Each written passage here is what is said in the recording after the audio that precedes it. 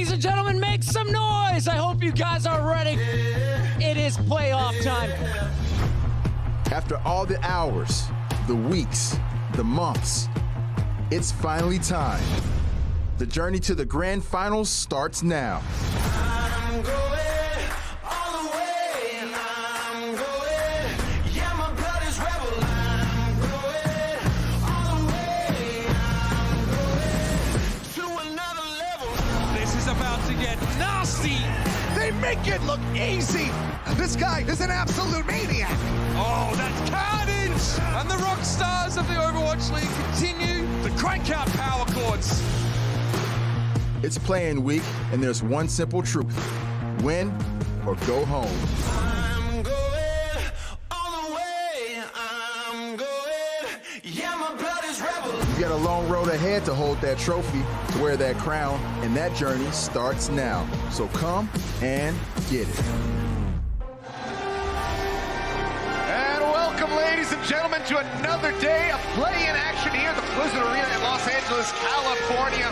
Brought to you by Xfinity. I am Achilles, joined by Wolf.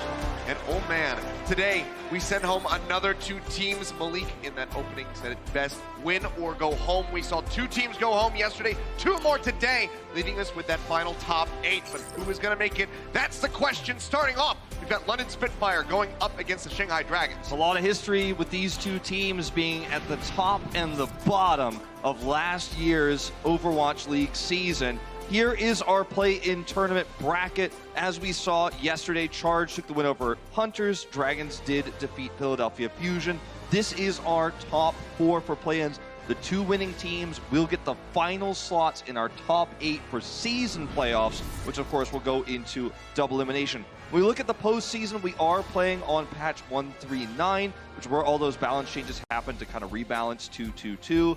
Global Ultimate costs increased by 12, so those are coming out slower. We're playing first to 4 wins, and of course, as everyone saw yesterday, and we'll be seeing all day today, Sigma is now available for play. A lot of cool stuff coming out with this hero. Dive is coming back in a weird way right now with Doomfist to play around the shield. Yeah, a lot of Pharah going into the mix. Everyone was kind of panicking, thinking that it was going to be nothing but Mace and Metra. But we actually didn't see too much of that yesterday. No. Some of that was at the teams not being able to really flex to the new meta. But Shanghai Dragons looking reinvigorated now here in the play-ins. Youngjin especially picking up that player of the match after his performance on Doomfist was absolutely monstrous. But we also saw Shanghai Dragons starting Youngjin in DM rather than Ding at the start. Yeah, the DM sub here, or rather lack of sub, was to outrange the strategies we were seeing from Philly. Ding comes in big on the Pharah as well, kind of slipping under the radar, I think, from a lot of people's minds yesterday because Youngjin did have such a great performance. This is a great moment here on, what was one of the deciding moments there in that final map. So going into London Spitfire, though, Spitfire had a pretty lackluster season compared to what you'd expect from defending champions, but they did win the grand finals of 2018. They are defending champions, and if they lose this match, they will not be going to the 2019 playoffs. Sure, but we think about how that happened last year, the road for them to get to this moment in New York City to take the inaugural season championship. It was a deep run through the playoffs. Now they're starting as deep as they possibly can with the play-in tournament. Obviously, we're seeded forward into the second round, so maybe not as deep as it possibly could have been. But they weren't able to get that top 6. They start here near the bottom, now need to start that long road to make their way through back into this year's grand final. We'll see if they can do it, but first, let's bring out their opponents. Got the victory yesterday. Can they do it again today? Let's find out. Please welcome them. It's the Shanghai Dragons. The Shanghai Dragons, it has been a year of firsts for this Chinese organization, and they are one step away from their first playoffs. There's only 2 firsts left. First season playoffs and first time winning Overwatch League. There's 2 steps left, and they have to go through defending champions London Spitfire. There's a huge looming opponent for them here as they start once again this Youngjin DM roster. Izayaki on the support. It's going to be a tough first to 4 series for this squad, but they have defied expectations all season long. Yeah, and given the performance that we saw from Youngjin just yesterday, from TM on that Widowmaker London, they have a lot to put up with. We'll see if they can take them down. Let's go ahead and bring them out onto the stage. Our defending champions looking to continue the road now in the play-ins, make it into that top 8. It's the London Spitfire. London's run last year was nothing short of spectacular. And, you know, people talk about plot armor, but it feels like London has playoff armor. They come in season playoffs last year in a new meta, dominate, adapt quickly, and it's Prophet who really shows up on top. He is one of the top players in terms of hero pools right now. He's got so much time on 5+ heroes, more than anyone else right now. He is one of the most flexible players, and going into a new meta like this, he's probably going to be the star, the one that you look at right now, heading against the Shanghai Dragons' new roster.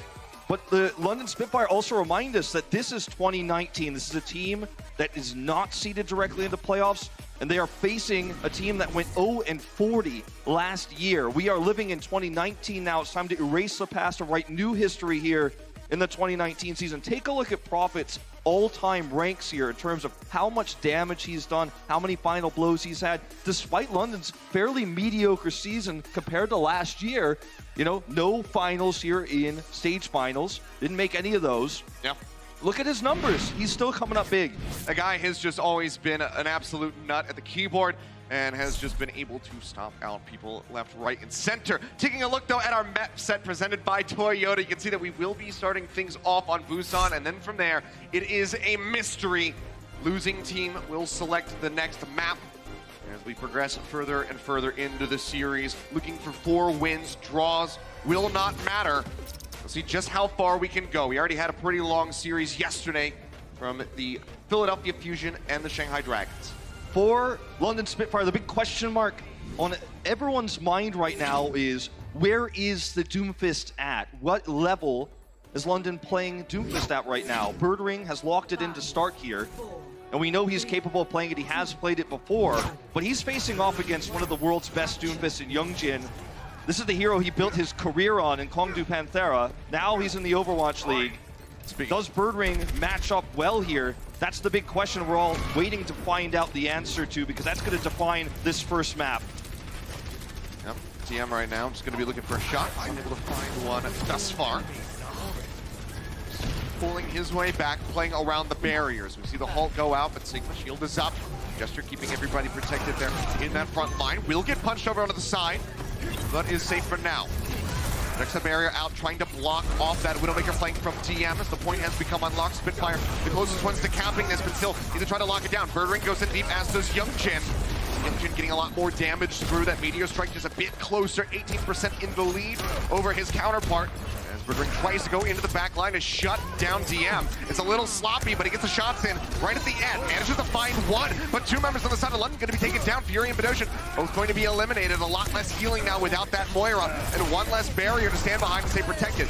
Punch goes through, looking for the finishing blow onto Envy. Unable to find it. He answers back, takes him down in exchange on the Doomfist. It is Izayaki with a faster coalescence. Cleans up to Quatermain and Prophet, both going to be taken down. Now the cleanup there on a Jester as well. Jester's not able to prevent Youngjin from getting in and doing that extra damage. He stopped DM. Look at his ult charge, 34%. Very low damage output overall here for DM, but it doesn't matter. They lose the neutral fight there on the point itself. The coalescence comes through from Izayaki faster.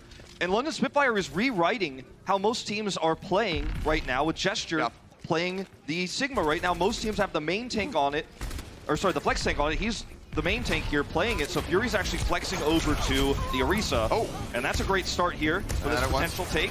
This time, TM wasn't ready. Koma maybe going to be trying to get a res off to put that Widowmaker back into the fight. Youngjin for now just taking an uppercut with the Meteor Strike nearly online. Birdring gets his, gets into a sticky situation, so uses the ult to go ahead and eject himself from the fight. Drops back down, doesn't find anything, but now Gamsu going to be eliminated. Youngjin, as he arrives, just gets absolutely melted, and the Spitfire will flip the point. 39% accrued so far for the Shanghai Dragons. Pretty expensive, you know, they're using the coalescence and the rocket, what's the name of the ultimate there? The Meteor Strike. I'm not going to help you. Yeah, sorry. I had a lot of things going on in my head right now. But it also is traded there for Youngjin's as well. So, you know, I feel like this is pretty good for London Spitfire. They get to keep the gravitic flux now to control this choke on the reapproach. It's hard for DM to get line of sight now as well. Yep. Jester just trying to build it up now. Gravitic Flux going to go in, manages to find Coma. He's going to be hovering in the air, drops down, and Jester's going to follow up left clicks to finish off that Mercy. Answering Gravitic Flux, however, manages to find so many. Envy drops him to the ground. Quatermain and Jester both fall. Absolutely huge ultimate out from the Flex tank. Gets that stun onto Prophet, but he makes it just to the other side of the statue to stay alive. It's healed back up and now is looking to take down Envy. Spam heals coming out from Izayaki. Will keep him in the fight for a little bit longer. The rest of the team from London pushes forward and manages to collapse on top of Gamsu. Now the tank line going to be broken, and Spitfire will retain control at this point. They use the Coalescence here at the end just to make sure they can guarantee it. The Infrasight here for DM isn't going to help them out too much, unfortunately, because you can't hit what you can see if you can't get line of sight to actually make those headshots connect. And right now you can see this kind of slow push forward here, where Youngjin's trying to set up an insta blow-up kill, but Spitfire playing far back. They're going to play around these sight lines too. Look at DM, how much he's going to struggle here to find anything. Nearly had the headshot there on the Fury, but follows up for another one. Look at Jester immediately protecting him though, protecting that flank angle. Yep. With the experimental barrier. Lobbing those shots in. Probably going to be taken down. Izayaki finds the final blow. Now the supercharger cleanup as well. DM does have to grapple over onto the side. He will be safe for the moment. As Youngjin looks for the punch, finds the hit. Jester gets taken down. Great combo on the back of that hold from Gom, so you can see the communication coming through for Shanghai right when it matters. Youngjin cleaning up too. Is looking for the finish there on a Quatermain. Can't quite get him. A little too elusive is that Lucio. He jumps around the top of the drum, but will get popped by DM. So the flip coming in overtime. Shanghai Dragons back in control. A very long way to the top if they want to close out this first round. And this is where things get really scary for London Spitfire. Even though, yes, they do have the control meter advantage right now, it's hard to get in as a Doomfist as a Reaper versus Widow, who has line of sight control. They also have the Coalescence to back this up. If Spitfire decide to speed boost in and try to set up for something like a Death Blossom, there's the ability to kind of disengage and poke down those frontline members. Look at how far back Shanghai are playing, respecting this. Prophet on the flank angle here seems to be undetected. Yep, being into the back, but there's DM so far. Now going to get spotted out. DM retreating. Rage Walk has been used. Death Blossom. Oh no! An absolute waste! Prophet loses the ultimate, tries to kill off DM. He grapples to the side and then casually just takes his head off. That could be catastrophic, but Birdring, in the meantime, has been putting in work. Takes down Envy. The res is there, but now they lose out to the Gomsus, who's still going to be down a tank on the side of the Shanghai Dragons. Birdring into the back. This time will be able to take down DM.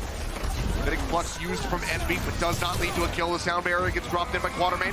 The London Spitfire look to get this point flipped back over into their favor. Swap now from DM over onto the Tracer. The flip coming through 99 to 99% here on the point. Shanghai gonna have to tag in. It's sinking lower and lower, and no one can make it in time, even with the Wrecking Ball out from Gamsu. Just can't quite get there. And the London Spitfire have been playing some clean Overwatch here around Birdring on the Doomfist. We're also seeing Prophet threatening a lot of different angles with the Reaper, but never overextending. He was killed the one time he tried to solo ult DM, which would have given them such a great opportunity to control the point, obviously, if they had killed him. But outside of that, he played a pretty passive Reaper overall, and that's in massive contrast to what we saw from Carpe yesterday on the Philadelphia Fusion that empowered DM. This exact same matchup we see on the screen right now between DM's McCree and what we saw yesterday, Carpe on the Reaper, was a big problem for Philadelphia Fusion. They just were outranged and outpoked. Now, Prophet's going to go ahead and teleport here, then we'll swap to the Reaper. Let's see if Spitfire can again find value out of this Reaper where Philadelphia failed yesterday versus this exact composition. Yep. Jump over the side. Birdring keeping on the heels of the Shanghai Dragons for now. Prophet already going to be forced into that Wraith Walk form, goes down underneath. He is a bit behind the enemy team at the moment, pushes his way out. A lot of poke damage going forward onto the Shanghai Dragons, but surviving for now. But London Spitfire are able to get the point first. Now we'll be generating percentage here. Punch goes in, knocks back Gamsu, but he doesn't charge it up that much, so it doesn't do too much damage to that front line Orisa. No kills to be found yet. Barriers dropping down, both teams making their way over onto the point. Coalescence now out from Bedosian, built that one up very rapidly. It just hoses down DM, getting rid of the Cowboy. Now looking for the pools over to the side. can see Gesture falling lower and lower. The barrier's not going to be protecting him from that enemy coalescence. Taking down Coma certainly does help things. Youngjin gets his way into the back, finishes off Gesture, but the rest of Spitfire are able to push forward, break down that tank line, and find Youngjin on the back end of the fight. It's really cool to see how Spitfire have been consistently using Coalescence offensively rather than defensively to hit those final ticks of damage to knock McCree out, to knock the Widowmaker out, because that's what you need. You can't necessarily get in there and dive him. He's got the flashbang. He's being pocketed so well by Gamsu and Envy right now in terms of shield protection, and he's got Coma pocketing him as well in terms of the healing, but if you get that Coalescence, you can get that final damage. See just the left clicks coming out from Gesture as they try to approach, gets a lot of damage through. Both Sigma's gonna be having that Gravitic Flux ready to go. They get dropped in with the Meteor Strike, a great combo potential there. And Youngjin picks up two. Fantastically done from the Shanghai Dragons. And we'll just go ahead and finish off Profit. And they will be able to get the flip 69% on the board for the Spitfire. One Spitfire do have a lot of ultimates though for the retake here. They're gonna have both support ults once the fight, really starts getting online. Not as quickly as you would have, obviously, with the 12% global nerf. But they also have Gravitic Flux and their own Meteor Strike. The Shanghai Dragons really need to get that chip damage done here with the McCree on the approach, because if they get to touch the point and get to use that sound barrier, this fight is almost unlosable for Spitfire. We can get John. Here it comes. Flux ready to go through. Finds two into the back. They'll get dropped down. No kills to be found yet. Envy still falling lower and lower, and Gesture finishes them off with the left click with the help of that Coalescence from Mid-Ocean. Rez goes through, but again, Gamsu taken down immediately after they bring the Sigma back into the fight. They get the knockdown onto Youngjin. The cleanup is there. No supports now for the Shanghai Dragons. Just two members left alive. They're running back. Flip is there for the London Spitfire, now at 80%. Shanghai Dragons there's no cards left in their hand. They're out. I mean, there's no tools to retake this. Sound Barrier is going to be there for staying power. Profit can control this choke with Death Blossom. But this is pretty much all she wrote. DM can't get into position for a good Deadeye here. They make their way over onto the point. They're on the walkway now. Teleport coming through. He's got the Sound Barrier. That Blossom is in, and DM is gone. Couldn't get the flashbang off in time, or maybe had already used it. Either way, there is no damage dealers left on the side of the Shanghai Dragons. Profit pushing his way into the back. Wraith walks right up into Gamsu's face, looking to finish him off. Falls over onto the side, and Envy going to be taken down in mid-air. Now Coma gone as well. This is the cleanup from the London Spitfire. The OT will bleed away. As soon as they just finish off that pesky Doom Fist, DM up into the high ground, suffering, can't get that ult off as the barrier gets placed right in front of his face. No hope as OT ticks down. London Spitfire start things off a 2-0 on Busan to get the first map win in the series. Very bad look here for Shanghai Dragons, given that this was the counter comp they used against Carpe and Philly yesterday, and London Spitfire running the same thing are finding better angles and more value out of the Reaper. Could be a big issue going further. Well, we'll see how they adapt. Map pick going to be in their hands. Let's see what they select when we come back. The Overwatch League is powered by Intel. Game, record, stream without compromise on Intel Core i7. And by Omen, the official PC and display of the Overwatch League.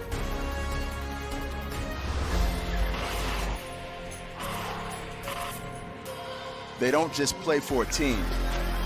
They play for every fan, every rival, every moment, every match.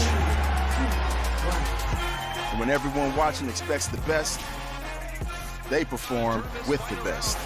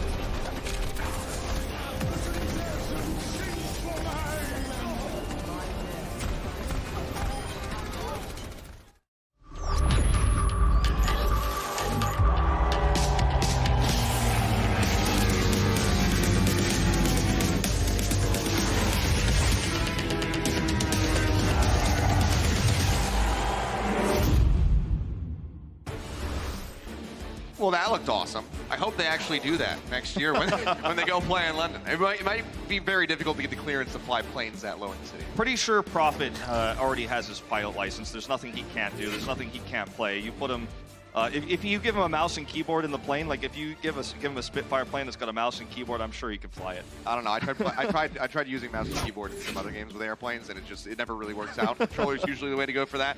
But London Spitfire able to start off this series 1-up in the first of 4. And it will be the map choice of the Shanghai Dragons as we get ready to move into hybrid, so we'll have to see what they've selected. There's no substitutions for either side. That's right. So not going to be seeing Ding come in yet. DM still remaining. And the Shanghai Dragons, you know, I keep mentioning this. I keep talking about their McCree, right? And we are going to Numbani as our second map here. Yep. For real this time. For realsies. And DM has been running the McCree and the Widowmaker almost exclusively here in our play-in tournament. And because London Spitfire have found success versus his range damage so far, even with the Reaper, right, which is a slow-moving, right, he has teleport, but he can't always close the gap on ranged heroes. I'm a little bit surprised that Shanghai is going to stick to their guns here, probably a coaching decision, to not put Ding in when Pharah can be so relevant on Numbani in this meta. You could already see Prophet is running the Pharah here, one of his more historically niche heroes, but one that he's very well versed on. Hurag, who played it back when, you know, before the Overwatch League started. Prophet was a Tracer player, but things have changed a lot since then, haven't they? Shanghai Dragons here are going to keep DM in, but we'll be playing. I have to imagine swapping over to the McCree here once he sees this far. Now, they obviously couldn't scout it with the Sonic Arrow yet. Yep, there it is. There it is. So let's see if he can get more value here. This is obviously a better matchup, more favorable matchup versus the Pharah than it would be versus the Reaper so far, what we've seen. And I think it's going to be great on the attack here. We'll see how it pans out on the defense when we get there. Still can be risky to get that McCree into position. Fairly low mobility, and you're going to have those predictive barriers coming up from Gesture. Constantly block you, but oh man, a buyout. Hey, it's 3. And that will just be the cleanup as Bird Ring finds 2 final blows. You can't take the left side approach on the outside, like the lip, you know, sort of approach on the edge there, because you're going to be under threat of Pharah getting concussive blasts off. You're also going to be putting yourself into a really nasty situation with halts. But if you go to this choke, you're going to be firing into 2 barriers, right? This is the barrier spam everyone's talking about. You're going to have the Orisa barrier, the experimental barrier, and the AoE damage from Prophets, Pharah, Gestures, Sigma, not to mention the Bionades. Like, this is a death trap that Shanghai's walking into, hoping that DM can get into position. It's a very tough ask what they're looking for here.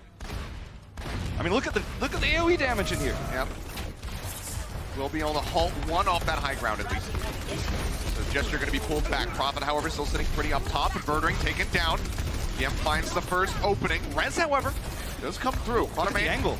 Yeah, manages to get that Doom Fist, and Prophet in the back takes down Envy. And just like that, the tank line has been broken. Rez out from coma. He's managed to find that, but Prophet with a barrage does come up with 2 off screen. And that will be the cleanup again as Gamsu goes sliding down off the side. You know, there's a lot of different ways that Shanghai could approach this. You know, for example, they could try to put DM on the edge. I'm going to watch this barrage again. They could try to put DM on the edge while they push forward with Youngjin's Mei. The deep flank to the far. Yeah, really deep. They could try to flank around and set up, you know, an angle where DM comes from behind and everyone else goes through the stairwell. But if you do that, you get caught. You just die as DM on the McCree. So you kind of have to force this frontal assault here where you're reliant on your own barriers. I have questions about this. Serious questions. Look at the hole! Yeah, looking for the punch. Gets the hit in. Envy going to be taken lower and lower. Bionade helps secure the kill. As Gesture takes him down with a boulder. Kind of looks like a snowball in the icon there in the kill feed. But Rez goes through. Gesture just absorbs a bit of energy there on the egg. Look at the difference between how much Gesture as the defender is able to do in terms of damage versus Envy. He has his Gravitic Flux already, and let me tell you, it's going to be pretty potent in that choke point. Oh yeah. Envy doesn't have his. He's done so much less damage. He's just been kind of trying to get that barrier out there to protect against all the AoE and the flanks from Birdring, because he's on the other side. The Crossfire Rocket Punch is so terrifying. They're taking the main approach now in the front. Even still, a wider choke, but still a choke. They get pulled together, jump into the back. So Nano goes forward on a Birdring, trying to help him survive. But it plugs into the back, catches 2 around the corner. They try to go for that Meteor Strike combination, but it doesn't lead to anything. In fact, DM just sets up the kill on the Birdring. It is at the cost of Youngjin. Murdering will be able to rejoin the action a lot faster than the May. I mean, we're down to 40 seconds. Shanghai needs to convert this into something. Yep, nearly looking like a full hold. Another barrage now online for Profit. Feels his way back, gets topped up, jumps in the back as they halt everybody together. Oh, the combo as old as time. Gesture, or rather Fury in this situation, has the halt to bring together the enemy team and profits from it. I mean, this is just insane. Look at the stagger now on a Gamsu. Like, we already know you have a supercharger. Hit us all you want. We're not feeding you alt charge. We're just gonna kill you when there's 10 seconds left. It's time for a miracle, Shanghai. Yeah. Or you're going down 0-2 Can somebody potentially even here. tag? They're still running their way through. They don't have that much mobility. They can't make it. Nope. This is a disaster. Oh, man. London Spitfire playing this map like a fiddle. So easy to control the choke. Shanghai Dragons playing into the setup of the London Spitfire, the AoE damage, the choke, the bio-nades, the gravitic flux, halts, incredible from Fury. It's Gesture all throughout stage 4 we saw doing that, but roles are swapped here as Gesture becomes the first main tank player to dominate on Sigma here in the play-in tournament. Crazy start for the London Spitfire at full hold. Now they move to the attack. Just need to take a single tick on point A to move up 2-0. Coca-Cola is the official refreshment of the Overwatch League.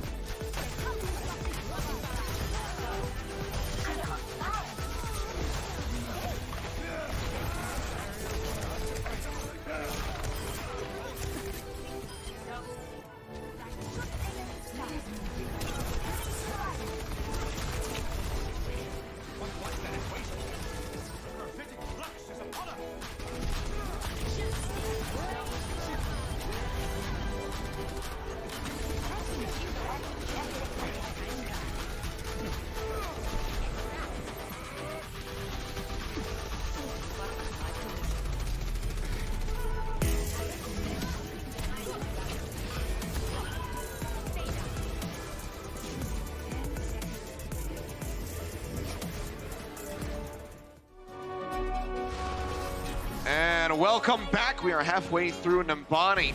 London Spitfire looking to move up 2-0. A very dominant start on Shanghai's map pick here in Hybrid. They got full held at point A. Now London just needs to take a single tick, 33.3% on point A, and they move up 2-0. Fury has been a huge boon for this team on the Diva all year long. As incredible ultimates negated. The list goes on in terms of how many times in impactful matches he won the map for them by absorbing, you know, a Graviton Surge, a Blizzard, Dragon Strike. But now he's flexed over. He's been an incredible flex. You know, he's played DPS before, he's played the Hog, the Diva. Now he's playing Orisa. And as I said, he's actually playing Wrecking Ball. Yeah. He set up so many of those fights with his ults. Shanghai Dragons again have DM here on the McCree. It's a good response to what London Spitfire are running. But there's so much variance right now in this meta. If you get picked once, you know, if there's no res available, you really put all your eggs in one basket with this one. That Rocket's just coming down here into the back. People smartly playing away from that ledge. Know that a concussive blast can come through from Profit and knock them off the side of the map, and if that happens, the round is pretty much over. MV trying to lob that boulder into the back to take some of these two birds out of the sky. Is Army able to find the hit so far. Pulled off the high ground now is DM. Profit trying to displace more members. A little bit of damage here on to that enemy McCree, but Gesture already finds the first pick as Envy gets taken down. He himself will fall a little bit low, but Gamsu trying to duck and dodge behind that barrier. There's the McCree kill they've been looking for, finally. Yeah, they finally do get it, but is that going to be enough to stop this push. Looks like maybe not. Fury finds the kill now on the DM. Gesture still just lobbing in these shots. Boulder not going to connect, but now Kamsu eliminated. Coma, bionated, unable to get that passive healing through onto the Mercy, and they just can't even tag in. Man, what a one-sided affair here. London Spitfire, utter domination here in these first two maps. You know, before we went into map 2, when I saw it was Numbani, I was wondering, where's the ding sub? We did not get it. And DM did not find the value on the McCree. 2 maps in a row. London Spitfire are ready. They prepared for this. They watched those matches yesterday, and they're coming out dominant. Profit on the far. It feels like they forgot. Huge performance now from London. We'll see you guys back on the other side of halftime. The Overwatch League is brought to you by T-Mobile, now connecting 99% of Overwatch League fans. Catch your league on America's network, T-Mobile. State Farm. Whatever life brings your way, State Farm is here to help life go right. And by Xfinity. Xfinity X5 gives you the speed you need to game like a pro.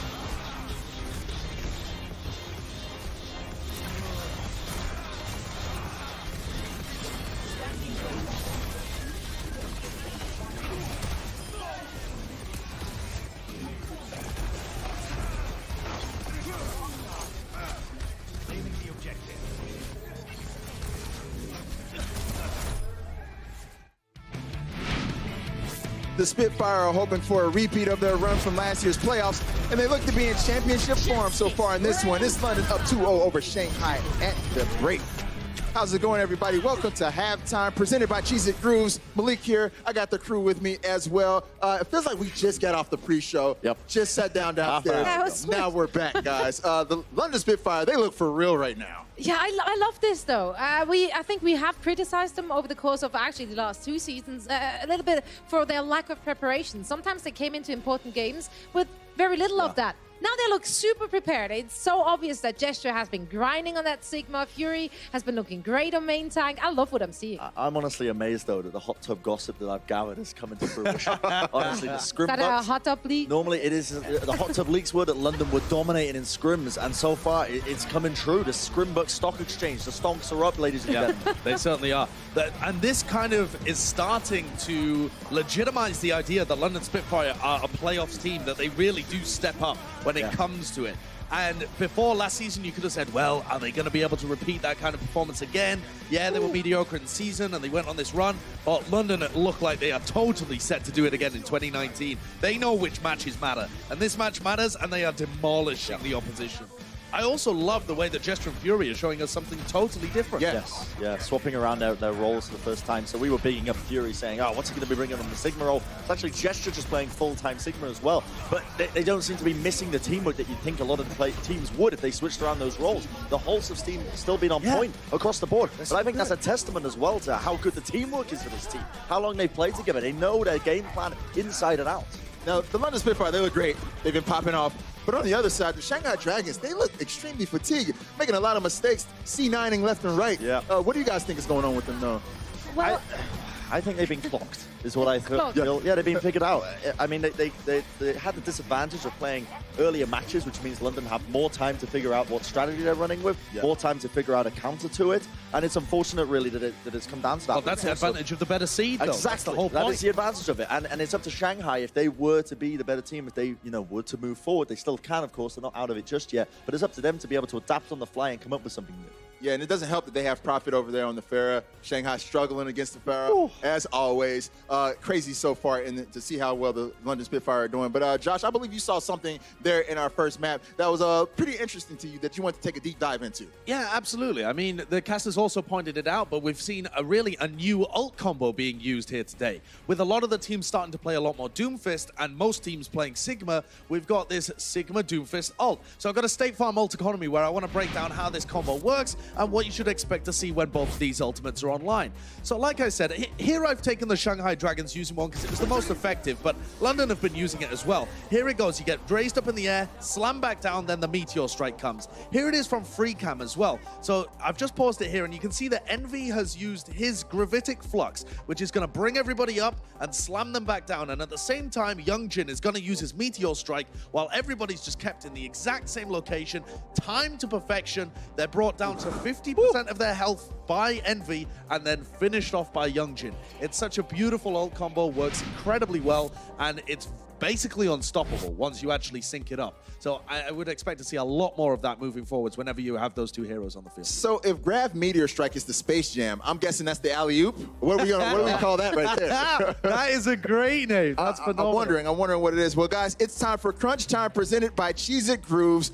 We're getting ready to talk a little bit about one of the more clutch players in this matchup. We saw him pop off on the London Spitfire all the way to a Grand Final championship. That's Profit. He's one of the self-proclaimed kings of Crunch Time. And just listen to what he had to say about his championship streak.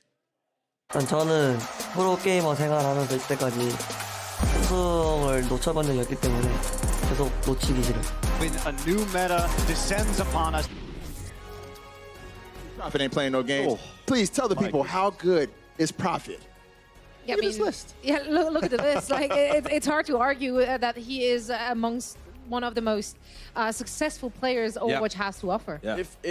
I mean, it's super early to say, but if London continue this dominance like they have so far that we're seeing against Shanghai, if they go on to win and win and win and win, you have to make a very serious argument that Profit is the greatest player of all time. Well, you've also got to say that he has achieved all of those things alongside Gesture. They came up at the same time. These are their first tournaments they played since they turned pro, starting with Apex Season 4, and they have just been phenomenal the entire time. That duo has just been outrageously good.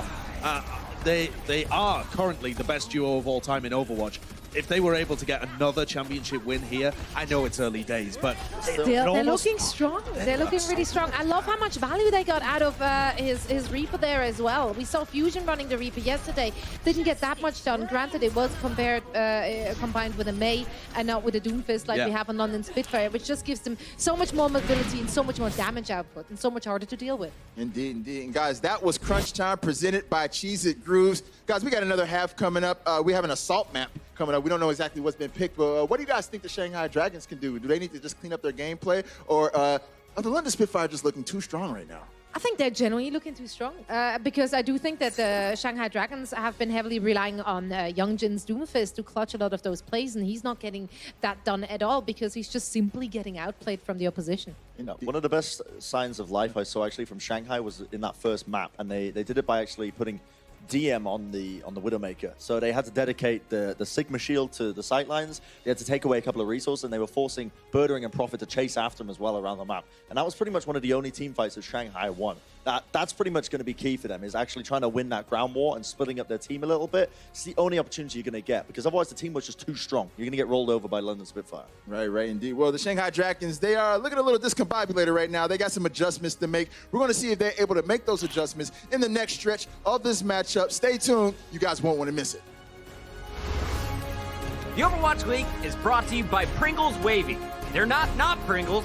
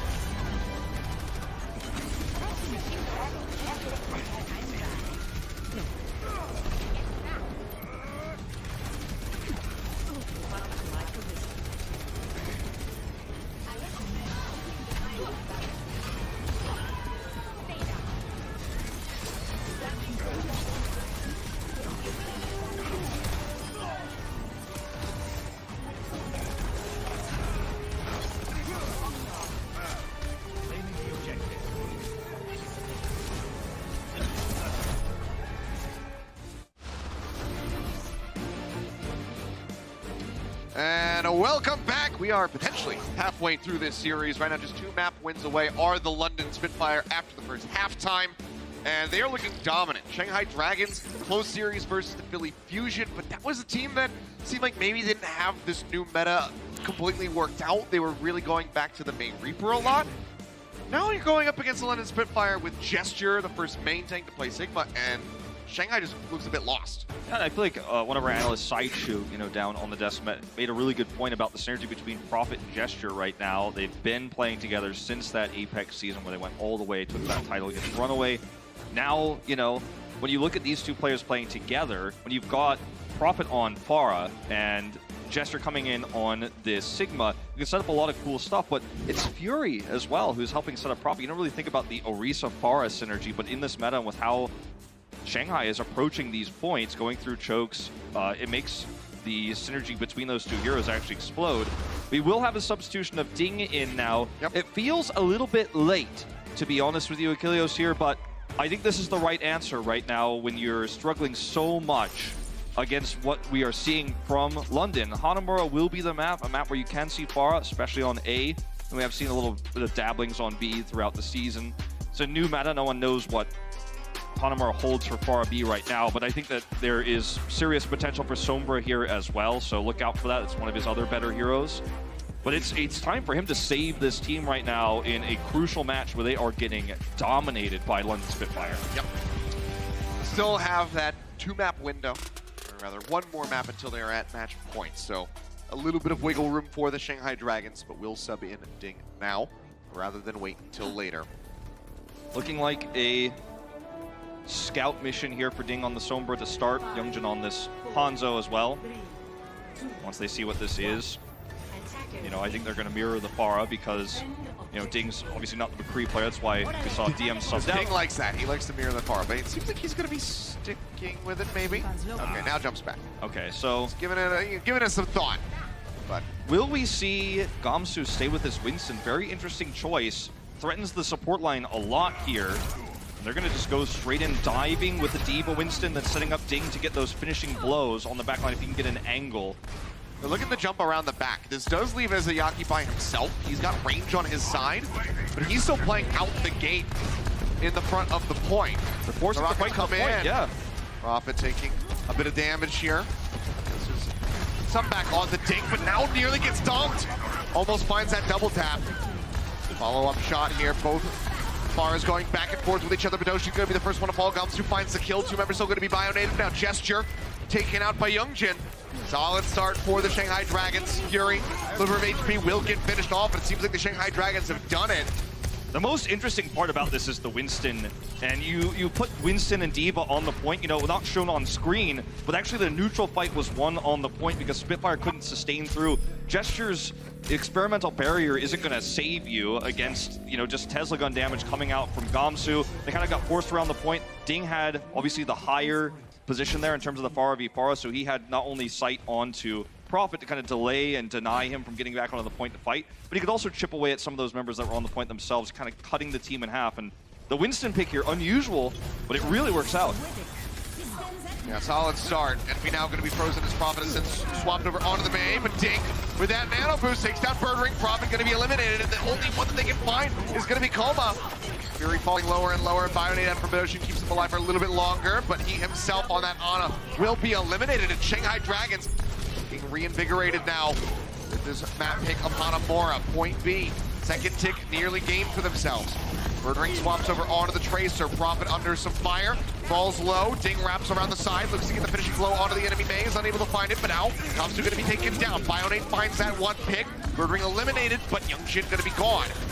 3-man advantage now for the side of the London Spitfire. Seems like they will be able to stabilize here at point B. Can't quite get the freeze onto Envy in the mech, but they get the finishing blows onto Coma and Izayaki. Just over 1% away from grabbing that second tick 2. Feels so unfortunate. Great delays there coming through from Gesture. In terms of the ult economy here, though, London Spitfire with all the swaps lost a lot here. Shanghai Dragons are coming in with a big set of ultimates, and the barrage here can help set up a lot of this, but Gamsu's going to be nigh immortal on the point. Once he gets in, he'll have the nano boost there as well. We'll see who Izayaki decides to actually nano boost, because he can also, of course, go on to the Pharah. So Depends on whether you want staying power or that sustain for the Pharah. It's going to be the Pharah! Yeah, Nano Boost is in!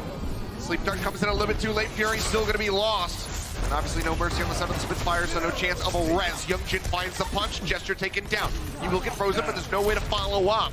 Prophet's still going to be on that low ground. Second tick now going to be snatched up by the Spitfire, and Envy denies the Blizzard away from Prophet. Absolutely huge D-Matrix from him. Jump back over onto the point where Fury's getting punched off the side. Still alive, sliver of HP remaining for that hamster. Self-destruct out, Gesture blocks it with the shield, but they can't collapse onto the Baby Diva to finish off Envy, so he makes his way back into the back safely. And Gesture is under pressure, now finished off. Prophet takes the thing out of the sky, it drops down, he nearly finds Coma, he's still chasing, he's in the back line! Prophet's on a Tracer, and he is wrecking your team! He gets another kill as Izzyaki gets taken down. The man stays alive, drops down, gets the mini pack. Can he do more? Can the Dragons play forward? No, they cannot. Prophet, the absolute hero on the Tracer, pops off!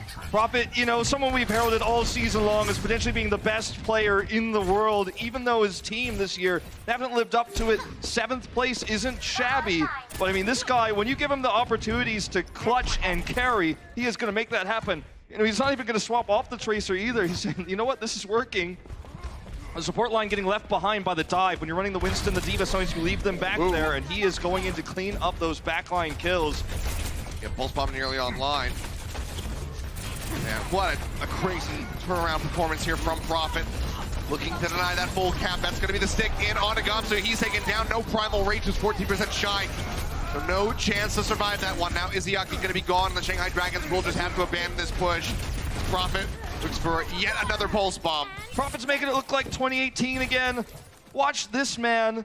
One clip, a Winston drop the Pulse Bomb on top, and Gamsu is deleted. Lund Spitfire have altered the composition now that they've stabilized to being something that counters what the Dragons are doing. They have the McCree to shut down the Pharah and the Doomfist. Prophet's getting the backline every time Gesture and Fury come through. He's also punishing Gesture, or excuse me, not Gesture, Gamsu. Punishing Gamsu when he does overextend in these fights without Primal Rage. He's going to have it for this one. So he won't be able to get that same Pulse Bomb kill, but still, this man is insane right now. Oh, near miss on that rocket punch.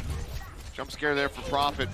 Just managed to elude that. Would have been a massive pick for the side of the Shanghai Dragons.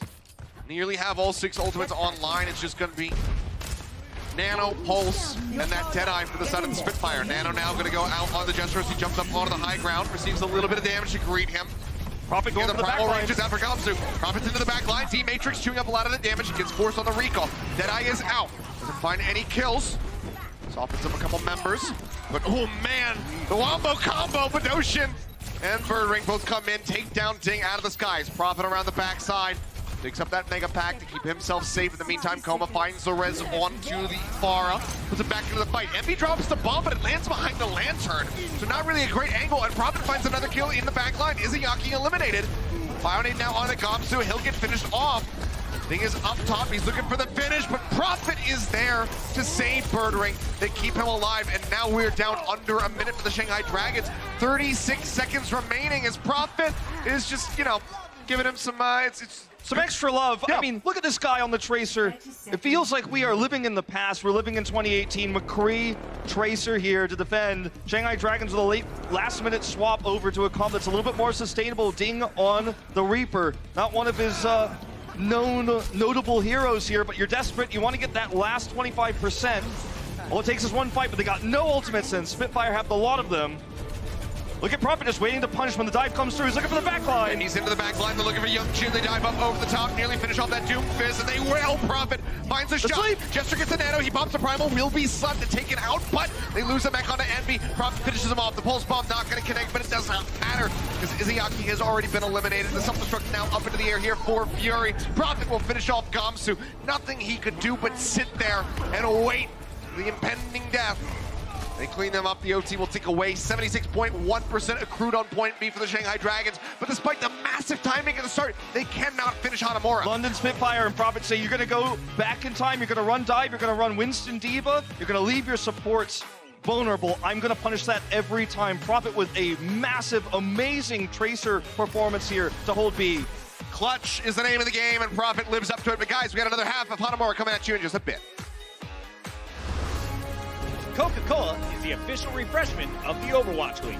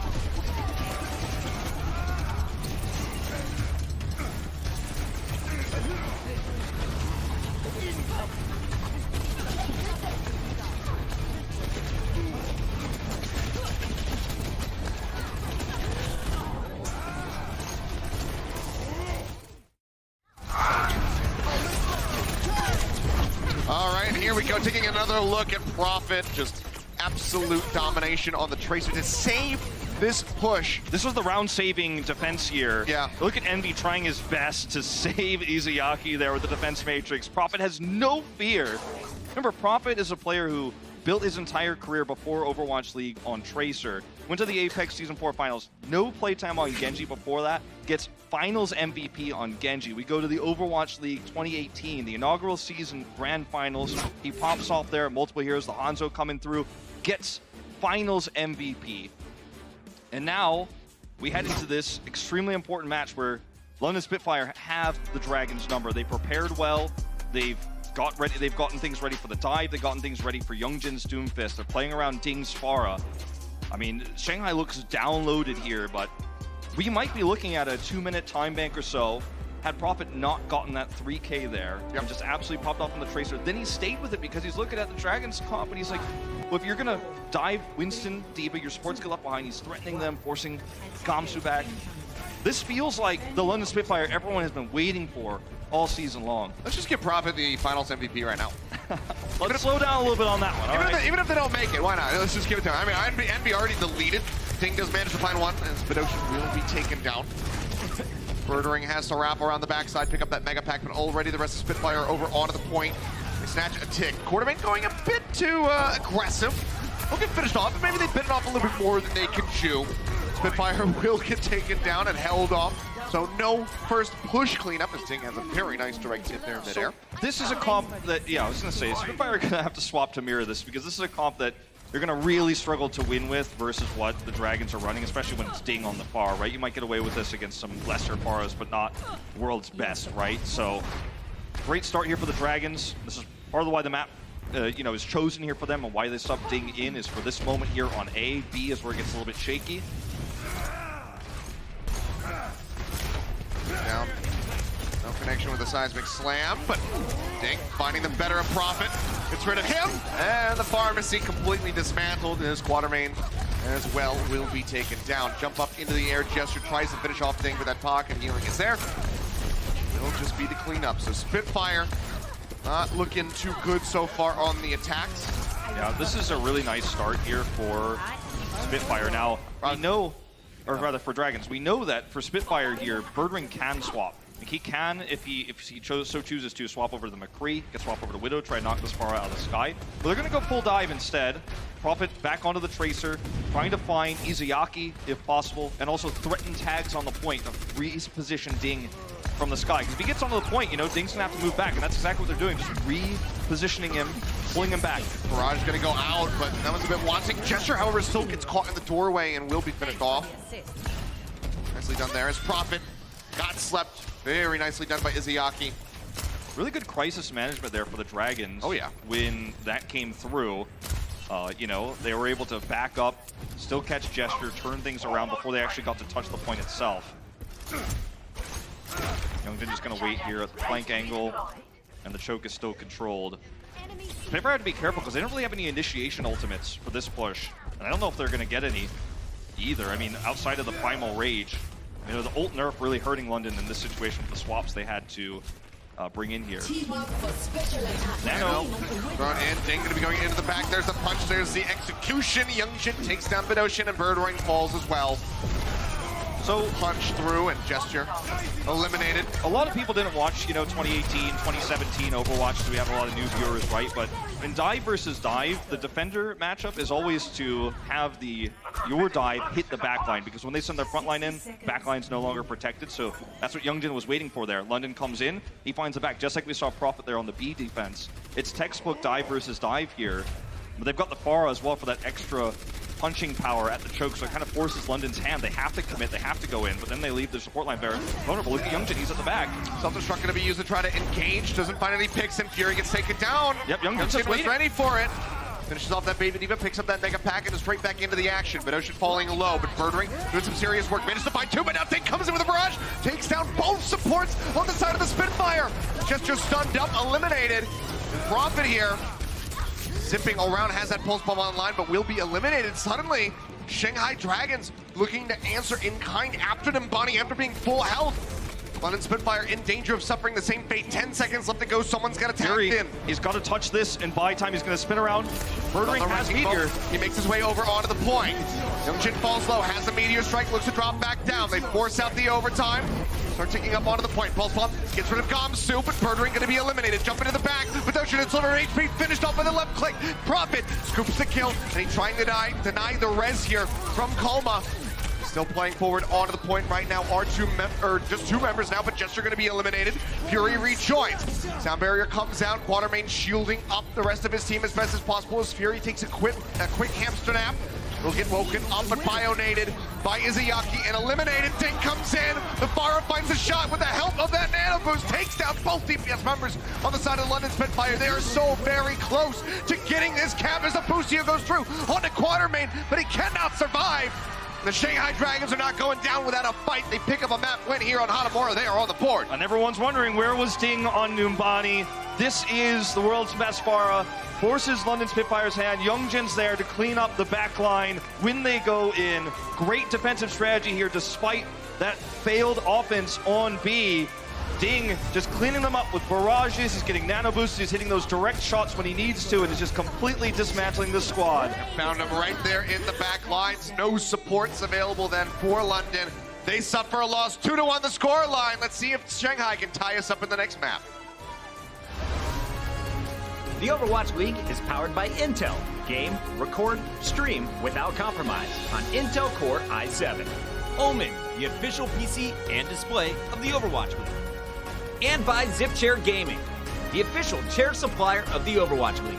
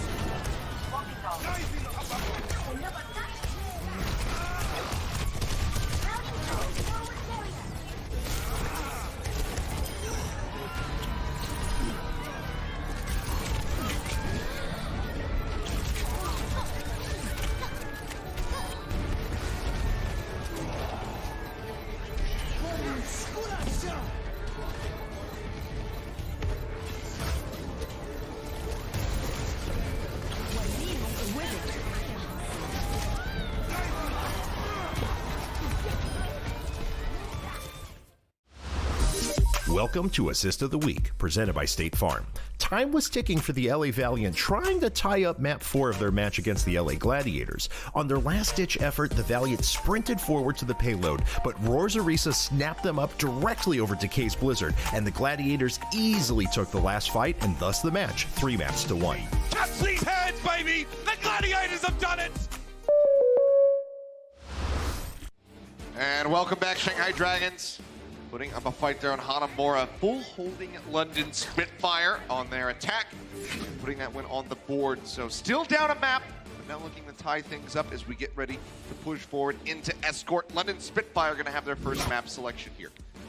Yeah, we are heading into, for our next map, Watchpoint Gibraltar. This will be our fourth map here, our Escort map, before we go back looped to Control for our fifth map. First to four series here. Shanghai Dragons, no substitutions. Ding stays in On a map like Gibraltar, where you have a lot of open space, certainly some considerations to be made in terms of running that Pharah, especially the earlier part of the map. Going to be scouting, obviously, first, though. For the Spitfire, interesting hero choices here. Hanzo for Tank Burst. I think they're expecting dive from the Shanghai Dragons, something like Winston D.Va again. But I don't think the Dragons will give it to them once they scout this. Well, as I say it, it looks like they are. So this actually works out well for London Spitfire on the defense. They have the proper comp. Against the Winston here, this Hanzo is incredibly strong. Yeah, I mean, fairly unsurprising as far as the damage dealers on the side of Shanghai are concerned. There's extreme comfort for Ding and Youngjin as the rockets come through. London Spitfire just playing on the high ground, will peel back, drop down, and then look to contest the card as it moves into the underpass. This is Gibraltar textbook Hanzo versus Winston. When the Winston dives in, you storm arrow him, and you know he's got to get out of there. But now you got one less storm arrow wall. True. It's not quite as impressive, but Youngjin gets caught. Birdring asserting his dominance. Fury with a nice halt there to pull him out to make sure Birdring can get that rocket punch kill. Fury, suddenly like a top Ariso player. It's looking really good. Oh, look at that deny! Really great Not going catch. home. Oh boy, fantastic. Envy has turn there from Birdring. He's been so inconsistent this series. I mean, he really has. He's had some great moments. He's had some great protections of the backline. He had that absorb on Prophet's Blizzard earlier, but you know, sometimes he's putting himself out there a little bit too far. Birdring is there to catch him and get the punish play. Sleep darts, boulders all going out, trying to knock this pharmacy out of the sky. I mean, I really like the comp here for Spitfire because they can force the point into their favor if the Pharah comes in.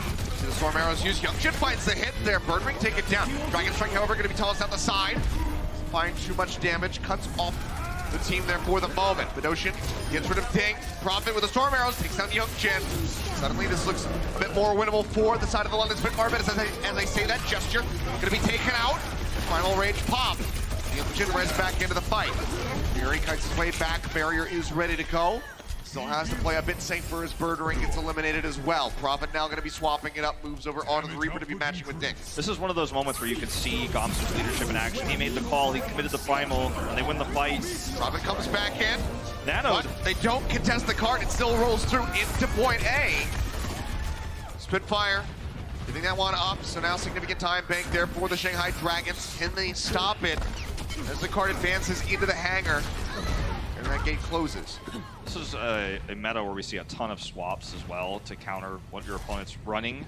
Ding sees Prophet on the nano boosted Reaper there again. It's like, oh, you're keeping this, so I'm gonna swap back over the Pharah in this open space. They can take high ground away. They can put Youngjin in a place where he can control these entrances here, these choke points on top of this shuttle. You can see he's just waiting to drop down and threaten that back line. Rocket's going through his Prophet, plays forward on the ground. Ding, so just playing up on top of the dropship here. As it is just an all-out brawl at the moment in the stairwell. Meteor Strike going to be used by Birdring, unable to find any kills. And the Gravitic Flux doesn't really come up with much either. Ding manages to scoop a kill onto the enemy Doomfist, but cleanup is there. Several members on the side of the Shanghai Dragons can be eliminated. This is a pivotal moment for the Spitfire because they're able to take control of high ground here, prevent, you know, Youngjin from just sitting up there and threatening to drop down. See where now the Shanghai Dragons have to kind of operate a little bit further back on the wall. Yeah, but Gesture was caught out in the side room. Does get eliminated. Yeah, that's actually pretty big because it's going to take them a long time to get back. And now they're going to initiate here. They could try to take this corner, and Spitfire just have to give it to him. Birdring with the swap to the Sombra. Shanghai back in control suddenly with one overstep from Gesture.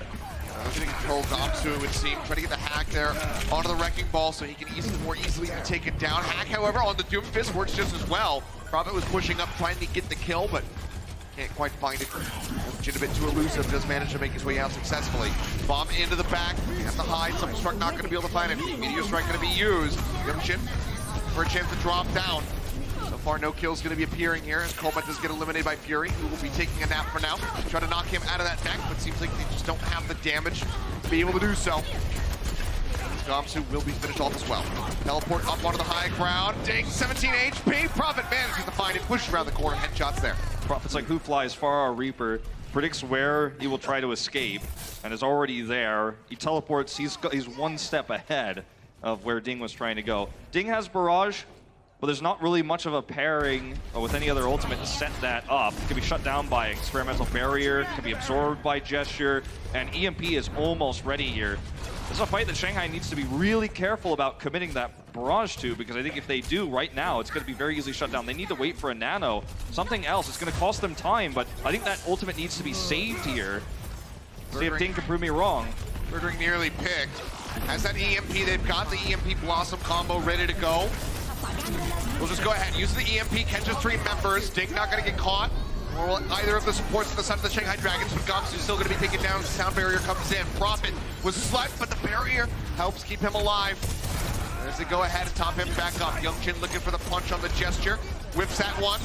Boulder not going to connect either. As Gesture now will be taking the nap. Can we talk about Izuyaki's sleeps in this series? I mean, it's been really good, but unfortunately here, the last 2, there hasn't really been any capitalization. The last 3, realistically. Yeah, Fury, Prophet, and Gesture, no kills coming on the back of those darts. You're certainly right about that. They saved the barrage, though. Prophet gets to keep his Death Blossom, but it won't be too useful, really, when the Pharah comes through. They have the Nano Boost now. This is the fight the Dragons need to take.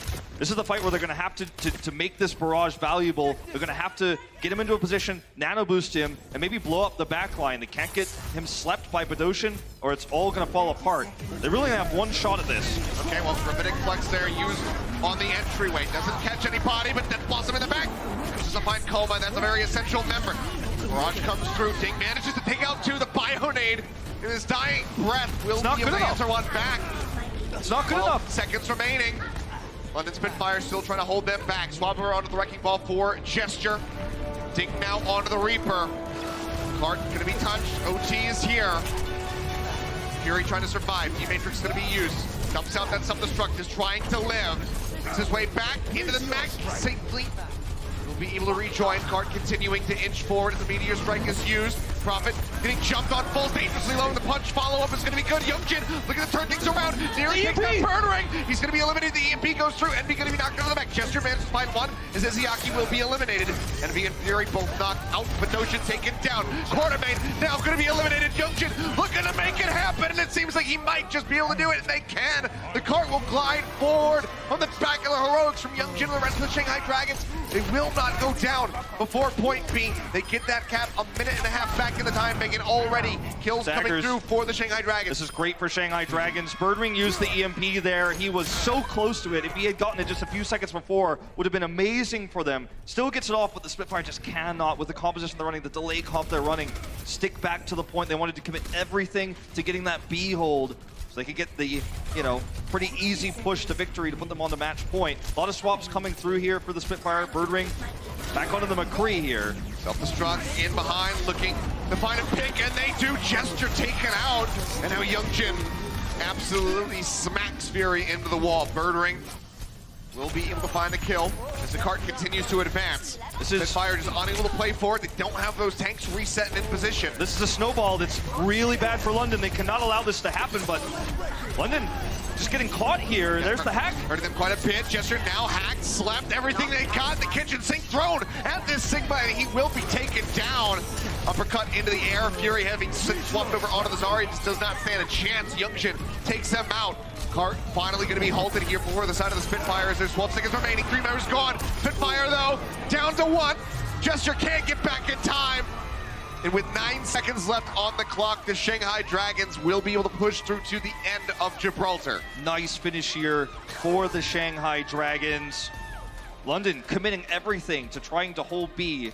Losing ultimates, making late hero swaps, the Mei and McCree, which never panned out because they were caught and staggered. Shanghai never relenting, never giving up distance. Having that full control over those respawns meant the cart kept rolling and they kept getting picks. When you have a composition like what the Dragons are running, you've got a Doomfist that can help lock in these kills. You're running Dive where you have the Winston and D.Va. You could chase down anyone. You could lock down anyone if they get caught out. And London can't just wait for 6, Somebody in the spawn spamming group up in your ranked games, right? You can't do that when you keep rolling forward with that card. You've got to tag. Well, Spitfire unable to hold them off, but still looking good. Still have the lead in the series. It's all there. Have their skin ready to go, that Winston Spitfire skin after winning the inaugural season. They want another one. They want to put another skin on the board, much like we've seen from A lot of other teams and other esports just absolutely dominating that market. They kind of want to corner it and have the monopoly. Walk away with another one. I actually don't know what London would go for the second time. Yeah, or what they would get, rather. Just give Prophet his own skin, I suppose. Prophet needs 4 different skins, so. Yeah, what do you choose? I guess Tracer would be the most iconic for him, but. Well, I mean, looking into this attack right now for London Spitfire, I mean, it's not terrible. 9 seconds the time bank, fairly weak for the Dragons, but they did get completion, so you've got that extra stress. I mean, just yesterday versus Philadelphia, we saw extra innings on Gibraltar, so much to Carpe's dismay. Yeah. Didn't make it very far in the OT, as it turned out. Prophet on the Reaper here. I don't know how long he'll stick with that, but if he can get a nice flank angle, this can be quite strong against what the Dragons are running.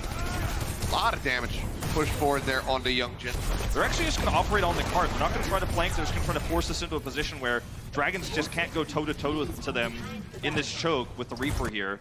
They're just kind of bunkering up on the cart. And Dragons have to kind of poke at the edges. Ooh. Aggressive TP there from Prophet. Sees how many members are hovering around. Says, nah, I'm just going to drop down. He's wrapping around the stairwell.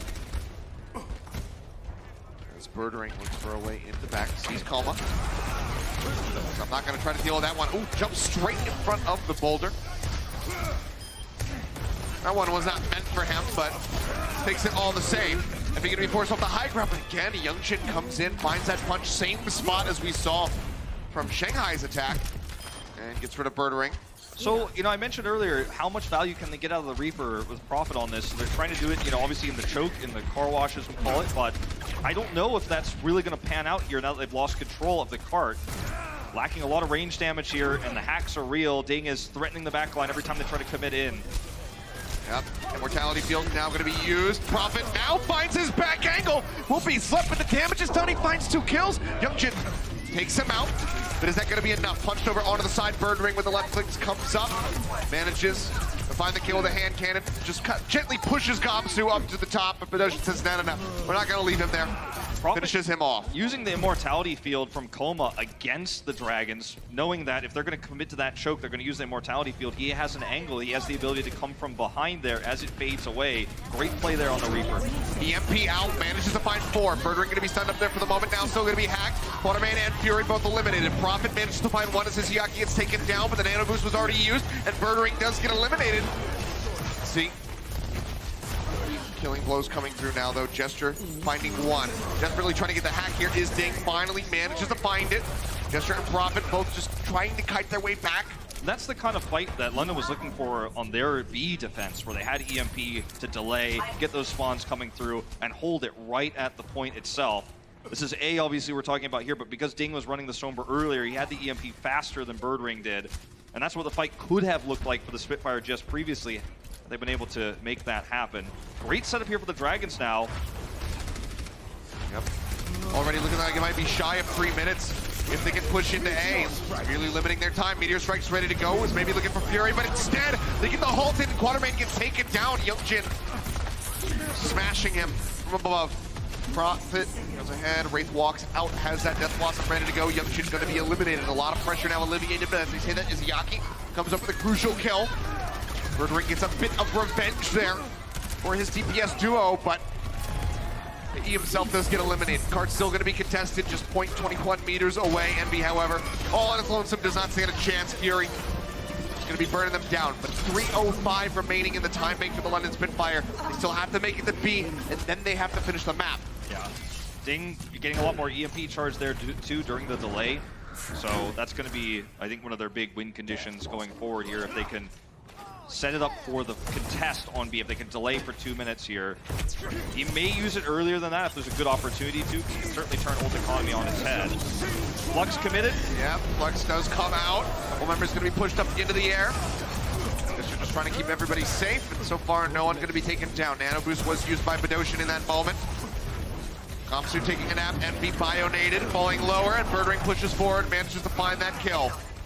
As Ding nearly gets taken down with that EMP ready to go. Card at the moment going to be stopped up, but sound barrier used by Quatermain. They want to push this in right now, but the EMP comes in, deletes those shields, manages to find 5 members. Bionade now out on the Fury. Means that he will go down. The trade, though, a 2-for-2 exchange. Spitfire still trying to play forward. Coma going to be eliminated. The stun connects onto Envy. Throws out that barrier as he tries to stay alive. Gravitic Flux used seemingly in a panic by Gesture. Doesn't find anything. Shot still going out. Tries to take down Envy. It will be able to push forward. Waterman finishes him off with a right click. Seems like the cart might still yet be able to advance here for the side of the London Spitfire as they continue to pick off member after member on the side of the Shanghai Dragons. That will be the finish on the Gamsu. That will be point B snatched up by the Spitfire again. Next time, pretty much for this final stretch. Yep. Murdering will get, oh man.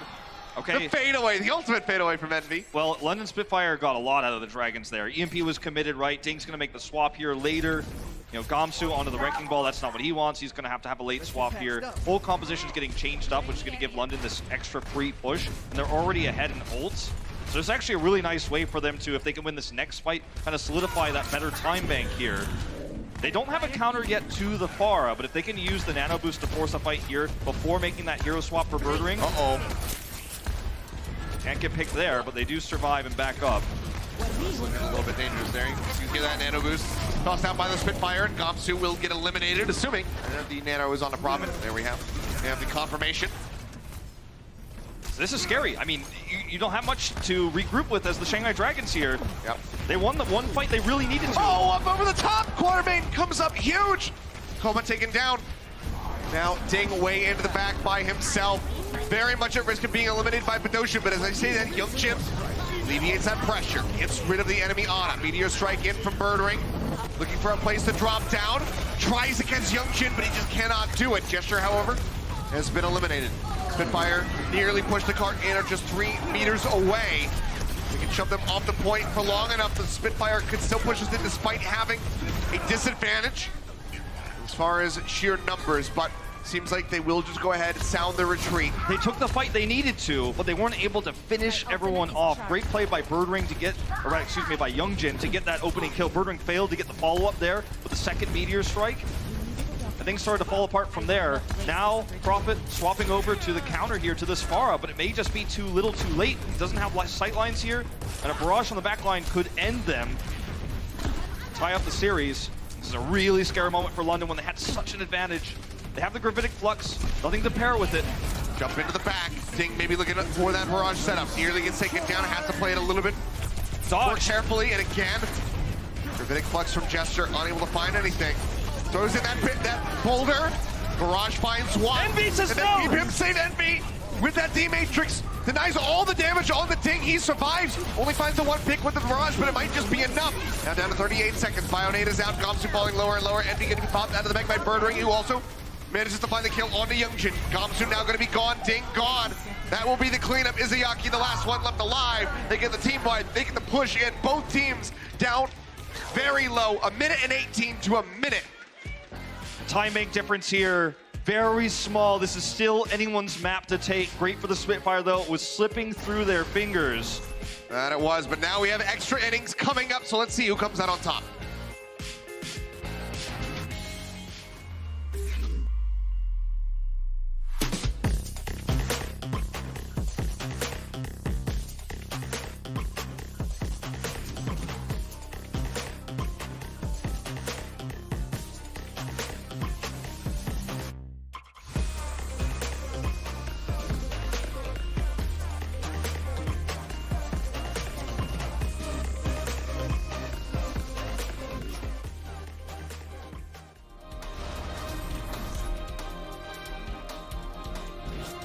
And here we go. 1 minute to 1:18 seconds. Spitfire will be kicking things off on this defense. Shanghai Dragons have to go as far as they possibly can with a minute in the time bank. 1 minute, certainly enough to push through to A if you can win those neutral fights, especially with the ult. 12% nerf globally to charge time. You're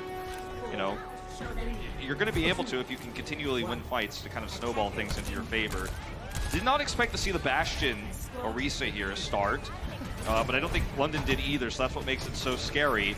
It's not going to last very long, that experimental barrier for Gesture, the Orisa barrier already deleted. Yeah, she only HP bars, none of that. Gonna be lasting too long. Yeah, Envy. Prophet trying to make his way into the back. Nearly finds a shot there on Izayaki, and now pressure going to be applied by Envy. Up on the high ground, Prophet fall low, taken down, and it is just a slaughter at the hands of the Shanghai Dragons. Envy was so inconsistent. Oh, what a start. For the first 3 maps, so inconsistent. But he comes in, saves the Bastion there against the flanking Prophet. He just put the defense matrix on top of him. He saw the arrows coming, he didn't know where they're coming from at first, blocks that damage, flies up, takes Prophet out, forces the Reaper swap.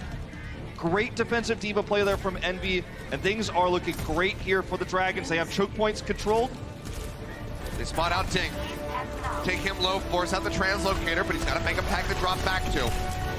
Looking for on Envy. the Reaper, trying to push his way up. Quatermain going to be taken down. Youngjin finds the first kill. Sleep dart on the Prophet. You can see that they are set up. He will make it into that rank walk. So will remain safe. Shots coming through. Configuration tank nearly online. Ding going to be taken down. Youngjin, however, manages to find Gesture, punched over onto the side. Self-healing, now Prophet gone. Uh-oh. They might just be able to work this one through. Into point Tank A. out. Tank is out. Up into the air goes Birdering. And as he hits the ground, it's lifeless. He is gone. Quatermain eliminated. And that is point A for the Shanghai Dragons. And it was so efficient. It was one and ultimate. Achilles, they have EMP, they have they have Nano Boost, they have the amplification matrix for this Bastion. It's time for London Spitfire to consider other options here. You know, the Doomfist is going to really struggle to get in here without getting blown up from all that Bastion damage. EMP, the hacks coming through. I mean, this could go to B. You've got 2 shield generators on the side of the Spitfire. The EMP will get rid of both of those. You can see Gesture EMP 6-man. EMP hits all 6 of them. The Bionate takes down one. Youngjin. This doesn't even know which way to look. There's so many prime targets. Either way, it's basically a wipe. Gesture's whole plan there was to get barrier, right? He came in, absorbed there most of the damage from Youngjin in the opening moment there, but he got EMP, great EMP timing for Ding. We're gonna see the 6-man here, but the idea for Gesture was to build Gravitic Flux to contest B. After this EMP, he builds almost nothing. They will not have it. They will not have that ultimate here when they need it. All right, well, back in, right here in front of point B. Kills continue to come through. Meteor Strike down from Birdering, doesn't manage to find anything. Ding cleans him up. Prophet finally gets rid of this pesky Bastion. The Death Blossom will clean up too. And now it's Quatermain versus Izayaki. Support battle on the sentry. One more shot would finish him off. The Bionate, however, it's not enough. Quatermain sustains. He gets some backup. But Shanghai Dragons, with just a minute in the time bank, almost pushed through to point B. Incredible Absolutely plays. Huge. London Spitfire were not prepared. Incredible plays there from Prophet. Coming around the backside, guaranteeing the kill onto Youngjin, then setting up for the Death Blossom. Stop them in their tracks. The game plan on the last push was to get the Gravitic Flux to use it, because that's what this ult was designed to do. Break bunkers, right? And the setup there on the point was so good for Gesture to set up that big Gravitic Flux, but he was denied by the previous EMP. And again, Prophet comes up big here on the defense. A very close call for London. If they lose that fight, the cart just keeps rolling. All their ultimates gone. 18 seconds, the leader in time bank, or the London Spitfire, as they go onto this attack to prevent look how the tied close series. that is. Come on. But I mean, when you go into this fight here, this setup, the London Spitfire, you know, how do you one up the surprise in terms of composition? You can't. And now you're looking at this like, well, we didn't prepare that strategy. They used it first. They clearly know it well. It's going to be a bit wonky here for this attack, and you have to favor Shanghai. I mean, you really do. Yeah, just fantastic. It's just the ultimate irony. Before the round started, before the gates opened, Bedosian was spraying on the wall. He's got the Illidan, you are not prepared. It's like, no, it was actually you. You guys weren't ready. Shanghai Dragons, they were more than ready. Well, seems like they're just going to be trying to do the same thing here. See if Fury can get the same sort of value defensively here that Envy did to keep this Bastion alive. Just looking to break down. First barrier gone. Maywall, yep, denies a lot of vision. Coleman nearly taken out. Immortality Field does not stand a chance. They manage to find a shot onto Ding. Sleep Dart connects, but he'll get woken up as Youngjin hovers around the backside. He just can't get in there right now, though. There's too much damage output. Yep. Ding with a swap here to the Reaper. Things are already kind of a little bit out of hand. Well, they see another Sleep Dart. Izayaki sleeps today. Yeah. The barrier's facing the wrong way to be able to deny those, but Birdering gonna be okay. Drops down, goes mobile, but will get finished off. Fury, however, manages to find Youngjin. A 1-for-1 trade as Ding goes TPing into the back. Fury trying to chase him down. He will be safe. Cart getting closer and closer to point A at the moment.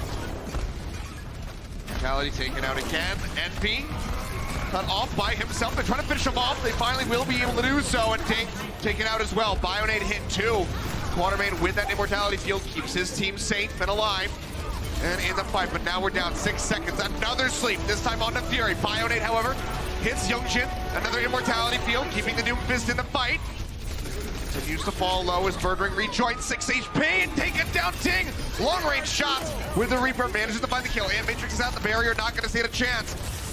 The Blizzard is up for London Spitfire. They don't want to use it here, but they have to. The wall comes in, the Blizzard will be used. Ding dead on arrival now. Envy going to be frozen.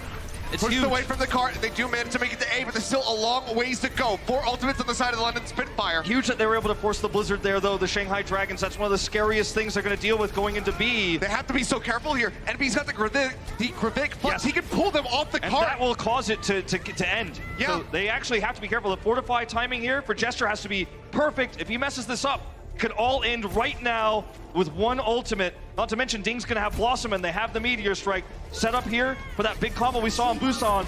It's ready, here we go! Yeah, it comes into the back. Gravitic Flux is there. OT starting the deployment. They managed to tag back in, however. They stop themselves from being forced into a C9 situation. Bionade hits 2, but Koma gone. Youngjin dead. Quatermain going to be eliminated, but Birdring manages to find Ding, and he's still going to be alive. Getting that mild shielding out from the passive. That's not enough. Kamsu manages to find the kill. Freeze, however, there on to Izayaki. They finish off the Ana. The cart continuing to get closer and closer as Kamsu gets taken down here on the back end. There's no tanks, there's just the one healer, and Youngjin, he's all out by himself. Meteor Strike going to be used. Koma does manage to come. The Blossom is in, but they have the D-Matrix with Fury. Denies the damage, and Youngjin taken out. 0.15 meters left to go as Ding will be finished off. They get the kill on Nakama. They tag back in for a moment as Izayaki desperately swaps onto the Moira. Fades over onto the side. Gamsu coming back through. They try to keep him alive, but it's just not going to be good enough. Gamsu finished off by the seismic slam. Spitfire, it was very close, but they pushed through on Gibraltar. They move up 3-1. Match point now. All the eggs in the Gravitic Flux basket there, trying to set up for the combo. Does not work. London are ready for it. They win that fight. They were so ready, so prepared for that next engage. Match point now for the London Spitfire. Shanghai Dragons have to get wins. Let's see if they can do it. The Overwatch League is powered by Intel. Game, record, stream without compromise on Intel Core i7. And by Omen, the official PC and display of the Overwatch League.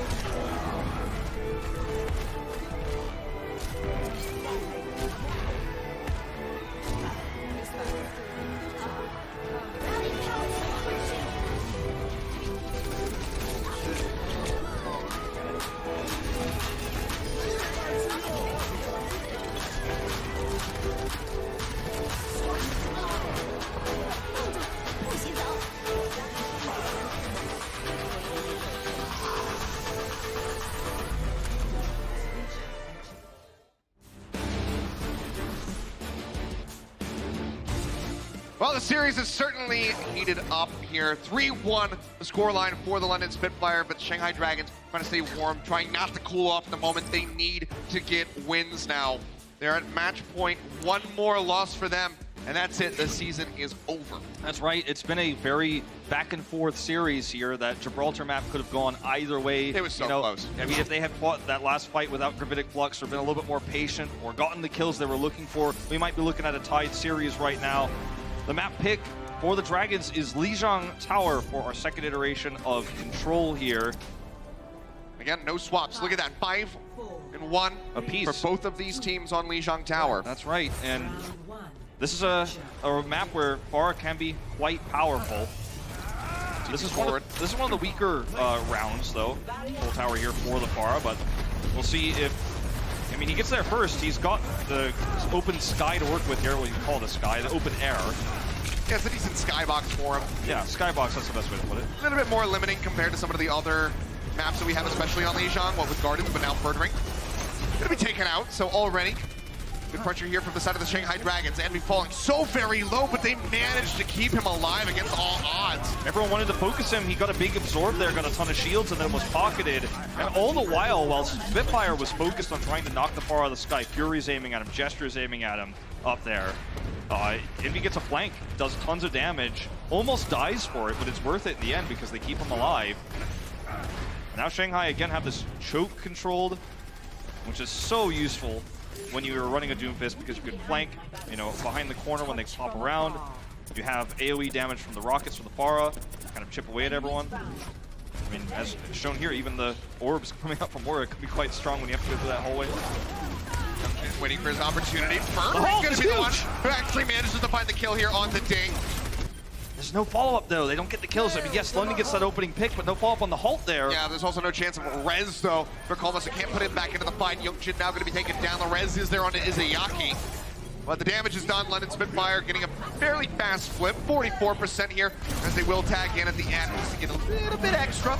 Trying to get 50 on the board. Unable to do so, but they make it to 47. Youngjin does more damage in that fight, but doesn't get kills. Bird Rings securing those kills, making the damage more impactful, getting those picks, what Doomfist needs to do. Looks cool to see someone come in and slam everybody into the air, but if you don't get those kills, gotta put yourself in a bad spot. Yep. That's why it doesn't matter if you're gold damage in your games, if you're not getting those eliminations, it's pretty much all for naught. Yeah, Youngjin double the damage, but no picks. You can see Gesture trying to keep tabs. He wants to be able to get Ding, take him down, get that barrier in front of him in case that barrage comes through. Youngjin's going to be eliminated. And we see the supercharger gone. Coleman manages to get that res, pushes it for the moment. Gravitic Flux ready to go. He's looking for a way to use it, looking for a spot, but Gumsy says no! Pops the Fortify. Meteor Strike out from Youngjin, takes down Prophet. Gesture now under pressure, falling lower and lower, will be eliminated. Ding finding the kill, and Youngjin charging up another punch. Doesn't quite have a target. The uppercut there on a Quatermain. Weakens him as the barrage comes in from Ding. London Spitfire briefly take the lead here on the first round of Control Center, but the flip comes back through. Shanghai now in the driver's seat. Yeah. Gesture a little bit panicked, I think, on that Gravitic Flux. It's been a lot of panic from pretty much every Gravitic Flux from Gesture. I mean, he was fluxed himself and then tried to kind of use it to actually like bounce back up and counter, but there was the, you know, Fortify there. This Coalescence, if we can kill Prophet with it, it's huge. Yeah, that's what they really want. All together, they get Quatermain Fury nearly eliminated as well. Good chase forward now from the Shanghai Dragons, showing some increased aggression. Youngjin takes out Prophet. Getting at this Coalescence from Badoshan might not be that great. Bird Ring, however, also finds a pick off. This one on to Gamsu. I wonder if Prophet, you know, if he'll ever get to use the Deadeye the way he wants to. He wants to try to flank somehow, but there's just no real flank angle. If you can flank and then knock the Pharah Mercy out of the sky. Oh, punch for punch, Bird Ring matches. Youngjin hits the ground and he stays there. Well, that's what you need. Opening now, Prophet's got the angle he wants. You're looking for it. Barrier is set up. He zones them back. Oh, just hiding behind, right at the top. Sees him, but he's left out by himself. The shot's not quite connecting. Finally gets him just before the halt. Yeah, whether he gets the Deadeye kill and the kill feed or not, he's done his job. When you get that opening pick, then suddenly he's able to just walk his way through. You know, no more threat of the Doomfist, and then the Dragons either have to back off or die, so it's lose-lose. Yeah. Win for the Spitfire here. I mean, you're not playing the McCree for the Deadeye. It's probably the weakest ult in the game, honestly. At the moment, sure. I mean, in the meta. Especially with, I would say even before the barriers, but now especially so. It's rough times for the Cowboys, but it just turns out left clicks, right clicks, just so darn good anyway. See Jester falling low, Gravitic Flux from Envy, manages to find two, Prophet Jester taking down Envy, is just filling the kill feed for the Shanghai Dragons. And we have coming back in, they tie him up, but now Shanghai has control. Somebody's gonna take the point, but I don't know if they can make it. Coalescence trying to touch. Nope, Quatermain taken down. Shanghai Dragons take the first round. We have to give credit to Youngjin there too. That Gravitic Flux was actually set up by a really nice rocket punch. So he punches in from the side before the Flux actually activates, so they are slammed into a wall, so they can't just simply avoid and walk out of the Flux itself. And he gets that double kill there. London Spitfire kind of get caught in the choke. Really impressive stuff here from Youngjin. And these are the kind of plays that we're going to see develop through the remainder of our playoffs here. Play-ins, you know, we're starting to see the synergy grow as these teams have more and more experience with this patch. So watching this again, you know, if you can watch Youngjin, see how he knocks them into the corner there? And they're kind of stuck between that wall, that little thick thing that sticks off the wall. I don't know what to call that. Anyway, ends up getting them caught there, and then the double kill comes through. It's a huge round-winning move. Well, shots already coming in. Prophet falling low, but he's able to answer back. This time the high ground doesn't lead to a victory. Prophet finds that one and just, man, drops down straight on top of Youngjin. Yeah, and they have to mirror, Shanghai does, despite having the inferior position because they don't have a hit scan player. Youngjin has in the past, I mean, he's a flex, right? He has in the past played some McCree, but it's been very lackluster in comparison to DM. It worked well in Contenders Korea, but in Overwatch League, it's just not really holding up. So, gotta hope that this is gonna turn around here for Ding. He does at least escape from the choke. Another direct hit. Prophet just waiting, gets those jets back up. Oh, 1 for 1. But neither Farah able to find follow-up. Oh, this time Izayaki involved. Yeah. He's joining in the fight. He's like, all right, let me try to speed this up. Finds the hits, but as they go back and forth, I mean, this just means that Prophet constantly has the ult advantage. He's at 70% compared to the 50 of Ding. The shots just haven't quite been registering. Youngjin, however, looking to make something happen. Gets rid of Jester, now jumps in, seismic slam, not quite gonna connect on the bird ring. He will fall below half, however. Youngjin gonna be the same, and Prophet's there. Nana puts down on both of these Faras. And Prophet will just go ahead and take himself down. Quatermain, not gonna be seeing the res come through. Ding takes him out, bird ring eliminated as well. Shanghai Dragons will be able to get this flip. 60% plus established here for the London Spitfire, however. For those wondering how he died, it was the lights at the top of the roof there, the ceiling, that actually he clipped into, so unfortunate, but Shanghai was likely going to turn that fight anyways, but that really sealed the deal. Now the Shanghai Dragons have their barrage in the choke controlled for the first time here on this round. Prophet going to take the long angle here to get out, hopefully pulling the attention away so his team can escape. Back into the Farah battle. Look at the flank here from Gesture. And Birdring jumping forward. Gopsu going to be taken out. Birdring exits safely. Looking for the next punch set up here. Not quite going to hit. Zones them back, and the flip is nearly there for the Spitfire. Meteor Strike now in, but Vidosha take it down. Envy finds the pick, and Birdring tries to get the hit there. But Youngjin's already gone. Gravitic Flux from Gesture finally connects, gets rid of Envy. He follows up for another kill on Izayaki. And they try to get the res, but Ding comes through with a major barrage, taking down 2. And he had to commit the barrage there because otherwise Spitfire was going to get way too much value out of this. Fury was going to be able to sit in the corner there for so long, and they'd probably build 10% of extra charge there. So even though they get the flip for just a moment, it's not enough. We're going to watch this again. This is the commitment you see when you're looking at, you know, someone in the corner like this, Fury and Gesture. Gesture tries to block it actually with his absorb there, but he's not able to turn around quickly enough. And I mean, look at this. We're back to just pretty much a perfect neutral fight. The ult's so very close. Youngjin, the only one who really has a significant lead outside of Gamsu with the supercharger. Yeah, he's but down. As you say, he is eliminated. They see the Ding segregated from the rest of his team there for the moment. The slow wrap around from Coma trying to make his way back over.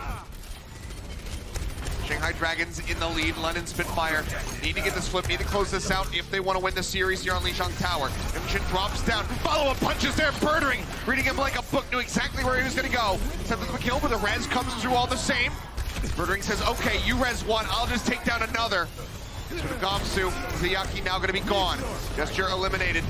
Meteor Strike drops in, Coma, taken out, but Birdring with a sliver of HP jumps his way out to the side. Seems like he will be okay, but we're into OT. Prophet tags in, forces out the OT, has to rejoin again, makes his way up into the sky. No one's killed him off yet. They say that Ding will be able to finally find the kill, but it's at the cost of his own life. Ziyaki rejoining, Birdring now gonna be eliminated. Ball rolling around here from Fury. Gesture comes back in. He's got that Gravitic Flux ready to go. He drops that one in. He's looking for the kills. Manages to find one. Coma taken down. Izayaki still going to be here. Fury punched into the back for the moment. Sunned up. Rejoins in as Gamsu falls lower and lower. Hovering below half HP. Youngshin on the outside. Tries to get the finish, but can't quite do it. Badoshi's still alive. The flip is there. Spitfire. They might be able to make this happen. A crazy set of events. Birdring survives with 13 health. Kills Coma with his ultimate there. Then you see Prophet come in and get a pick, and then they just slowly fight their way back. Fury on the Wrecking Ball, just buying time. Badoshin with the extra healing. Ding, he's almost gonna have a barrage. We will see someone touch Gamsu, who's gonna have to be the one. They've got so much space buying ultimates on the side of the Shanghai Dragons, but as I said, that Envy can be taken down. The cap, they're getting the cap. Okay, they have to come in. Yep.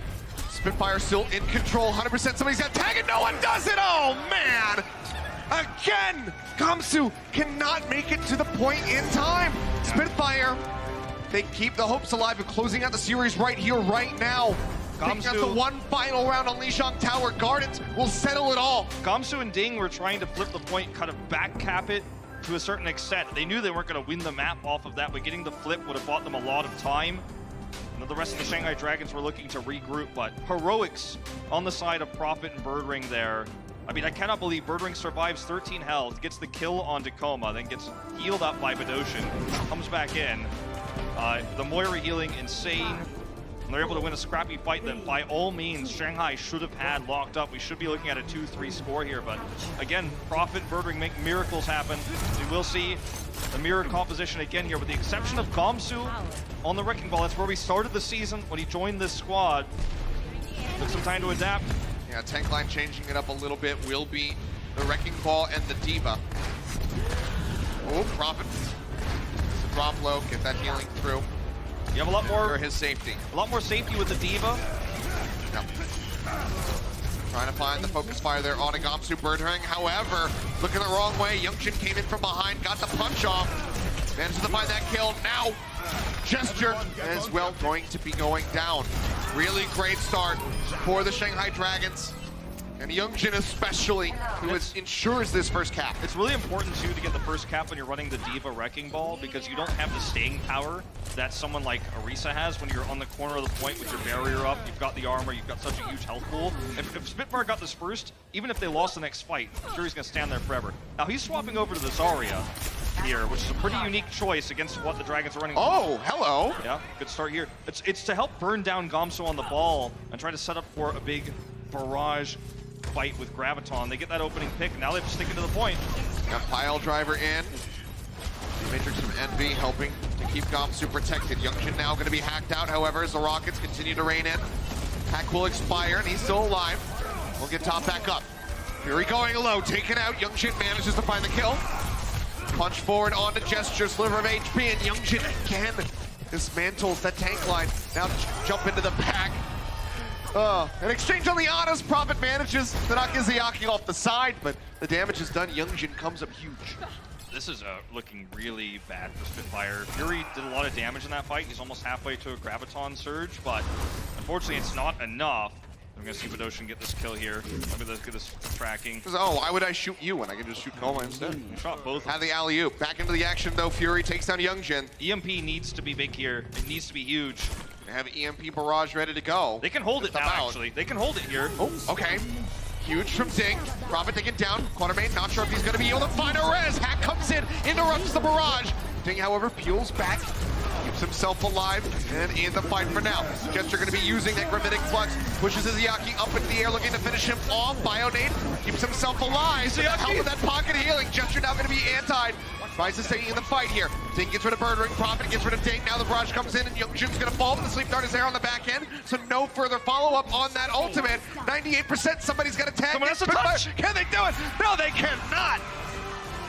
No touch on the point. Shanghai Dragons bringing us to a 2-3 score. EMP used there, they did not get value. What a fight for the Shanghai Dragons. This series is really heated up. Looked like it might have been one-sided, but things have really turned around. 3-2 the scoreline, still match point, but Shanghai's still in it. The Overwatch League is brought to you by T-Mobile, now connecting 99% of Overwatch League fans. Catch your league on America's network, T-Mobile.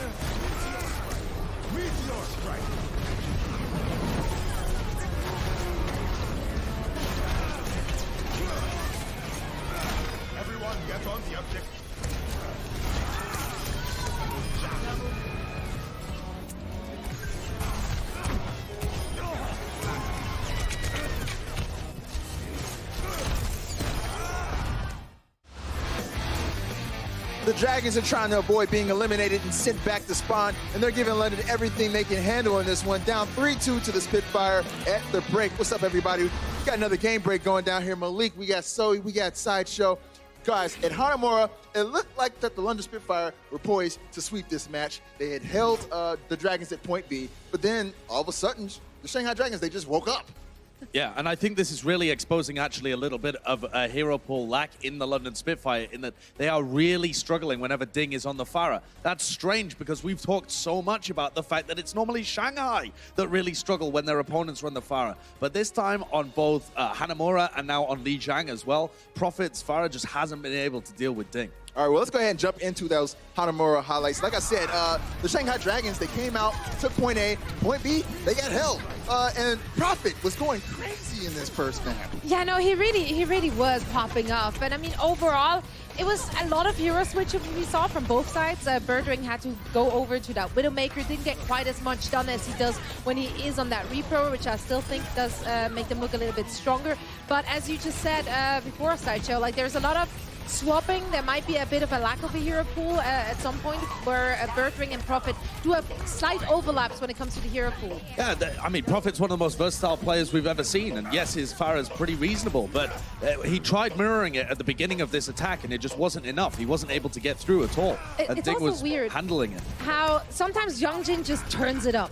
You know, like, and once he comes online, it's really hard for them to stop it. They did try on some of the maps to actually do run that Sombra, trying to shut him down as best as they can. But, you know, sometimes it just be like that and Youngjin pops up. And London Spitfire here tried to play this more divey style, and it really failed for them on Hanamura. So I think this shows that London haven't leveled up the entirety of their gameplay yet in the playoffs. They're not to the point where they can just style on every team like we might have expected from the first half, where we were looking at the first two maps and they were just clowning on Shanghai. It's not like that. They can't play every composition to this incredible degree. It's not like 2018 in the playoffs just yet. I think many people will say that the Dragons just woke up and they weren't. They pretty much weren't awake in that first half. Now, here we go. When we move over to Gibraltar, this is another map where it looked like the Shanghai Dragons were going to win, but then on the flip side, the London Spitfire were able to make that last push and take this one. And that was insane. It was a never-ending push, honestly. And partially, it was, I think, also due to the Shanghai Dragons just kind of feeding into it. Honestly, they kind of rolled in one by one. They weren't just, you know, like grouping up together and actually go in with a little bit of a plan. They kind of threw this one away, to be honest. Gesture and Fury continue to be really, really excellent. And I've been very impressed with this tank line from the London Spitfire, but it was the Bastion push, and London Spitfire had no idea of how to be able to deal with it. They got totally rolled back to point B. Tried to set up a bunch of different angles to see if they could get Birdring and Profit in positions to clutch, but it didn't work out. And by the time the Shanghai Dragons got to the end of point B, I thought, it's done. Right. It's done. You know, London have thrown away 2 maps where it looked eminently winnable for them. And yet, on their offense, they run the exact same thing and then swap over, and Profits May does it for them. I almost saw Izayaki pulling through the very end there on the fair. I was like, well, maybe. He was in a 1v1 against Quartermain right at the end, where he could have clutched it. London are an incredible team in these clutch moments. That's one of their greatest strengths. But I'm worried that it's getting to these clutch moments. Yeah. I'm anxious watching the London Spitfire, because it seems like they're playing great Overwatch up until they don't, and then a map just disappears right in front of their eyes. Yeah, it's like their spectrum is crazy. They're either really good or really bad. Speaking of which, let's go to Lijiang Tower. 2 of those rounds, the Spitfire looked pretty bad. 1 of those rounds, they look pretty good. What's up with that? See, again, it all comes down to the direct matchups they're having. Facing off against Ding Svara, I think they just didn't really have an answer. Even if they answered with another Pharah, Profit was just always a little bit worse. I think his entirety of his job was to shut down Ding, and he did not distract him enough to actually shut him down. And I think that's the big issue, right? At the beginning, they had this setup where the idea is the Prophet man marks Ding and really is on him the entire time. But you've got a very general player with a deep hero pool like Prophet. Sure, MVP caliber player, but not a specialist like Ding is. And when you've got Youngjin on the floor running rampant on the Doomfist as well, this is the combo that's going to win Shanghai Dragons games. This Doomfist, this Pharah. That's how they won Hanamura as well. So looking forward to the next few games. I was going to say the second half, but that's not the case. Looking forward to the next few maps that they've got coming up. They want to get away from anywhere that Ding can play the Pharah and anywhere that Youngjin can play the Doom. I mean, they tried, really, with the plan of having Profit taking care of Ding on the Pharah, or at least keep him distracted, even if you're not winning that 1v1 in the air battle. They also had Birdring on the floor on Zombar trying to shut down Youngjin's Doomfist. They just, on both sides, they didn't get it done. Right, I think this game is showing how paramount it is to specialize in specific characters, as Ding is on Pharah. But guys, earlier we asked fans which team they thought was most likely to advance from the play-in tournament. So let's check out the results. We got a ton of tweets in there. And it looks like the London Spitfires, who everybody's thinking that the reigning champions are going to make it into the playoffs. And coming in second, the Guangzhou Charge. No surprise, these are the 2 teams everybody are favoring. No. Absolutely. Yeah, I mean, London and Guangzhou are looking really good to be able to take this as well. But you see that Shanghai are actually much more favored in everybody's voting than Seoul is as well. So this game, although it could be an incredible upset, because everyone thinks London's going to go through, 34% of people. Right. But people still have a bit of faith in Shanghai. All right, and taking a look at a few tweets, I doubt Birdwing's ability on Doomfist. Meanwhile, the Charge have never looked hotter. Ooh, and that would be like a fair take, but I think Birdring's been really good on Doomfist. He's done his role. He's been effective tonight. Right, and we have Daniel here, who also has some faith in the Guangzhou Charge after they destroyed Chengdu last night, as he put it. I don't know if that's a bar you want to say. Like, Chengdu that's a 50-50. They're a bit of a crazy team. They're all over the place. Right. Bring in playoff London. I like that. And we have Boy Tisoy here, who's a believer in the Shanghai Dragons. So, I mean, they're not out of this game yet. They can still get back into it.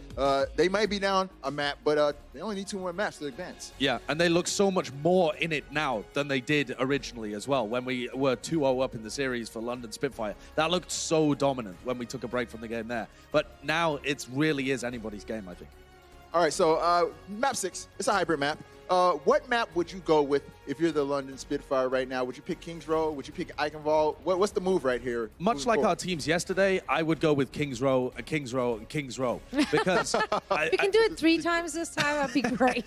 because you want to try and get away from Ding's Farah, in my opinion. And Eichenwald is a great map where he's going to have a lot of value on the Farah. So you want to get to Kings Row, where sure, there are opportunities to play the Farah, but you can just let Prophet and Birdring dominate on the ground with whatever they want to play. The Maid, the Reaper, the Doomfist, they'll have so much more success. All right, well, guys, London Spitfire just 1 map away from advancing. Can the Shanghai Dragons pull it back? They've woken up, and we got a game on our hands, so stay tuned. We got map 6 and the conclusion of the match coming up. Coca-Cola is the official refreshment of the Overwatch League.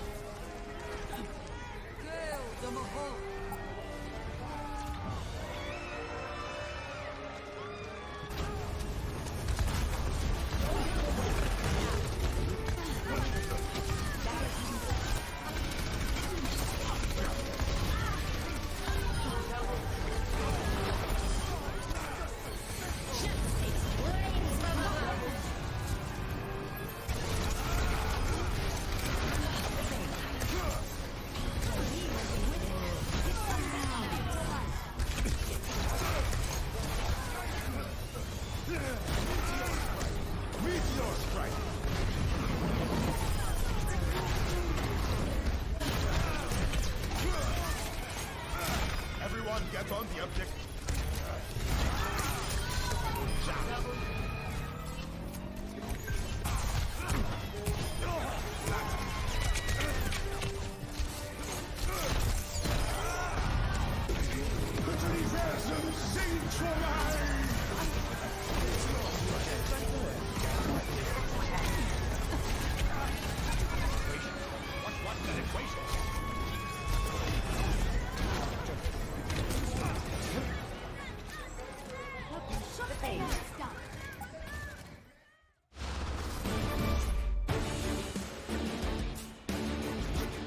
And welcome back. Bring it down to the wire here, nearly going the distance.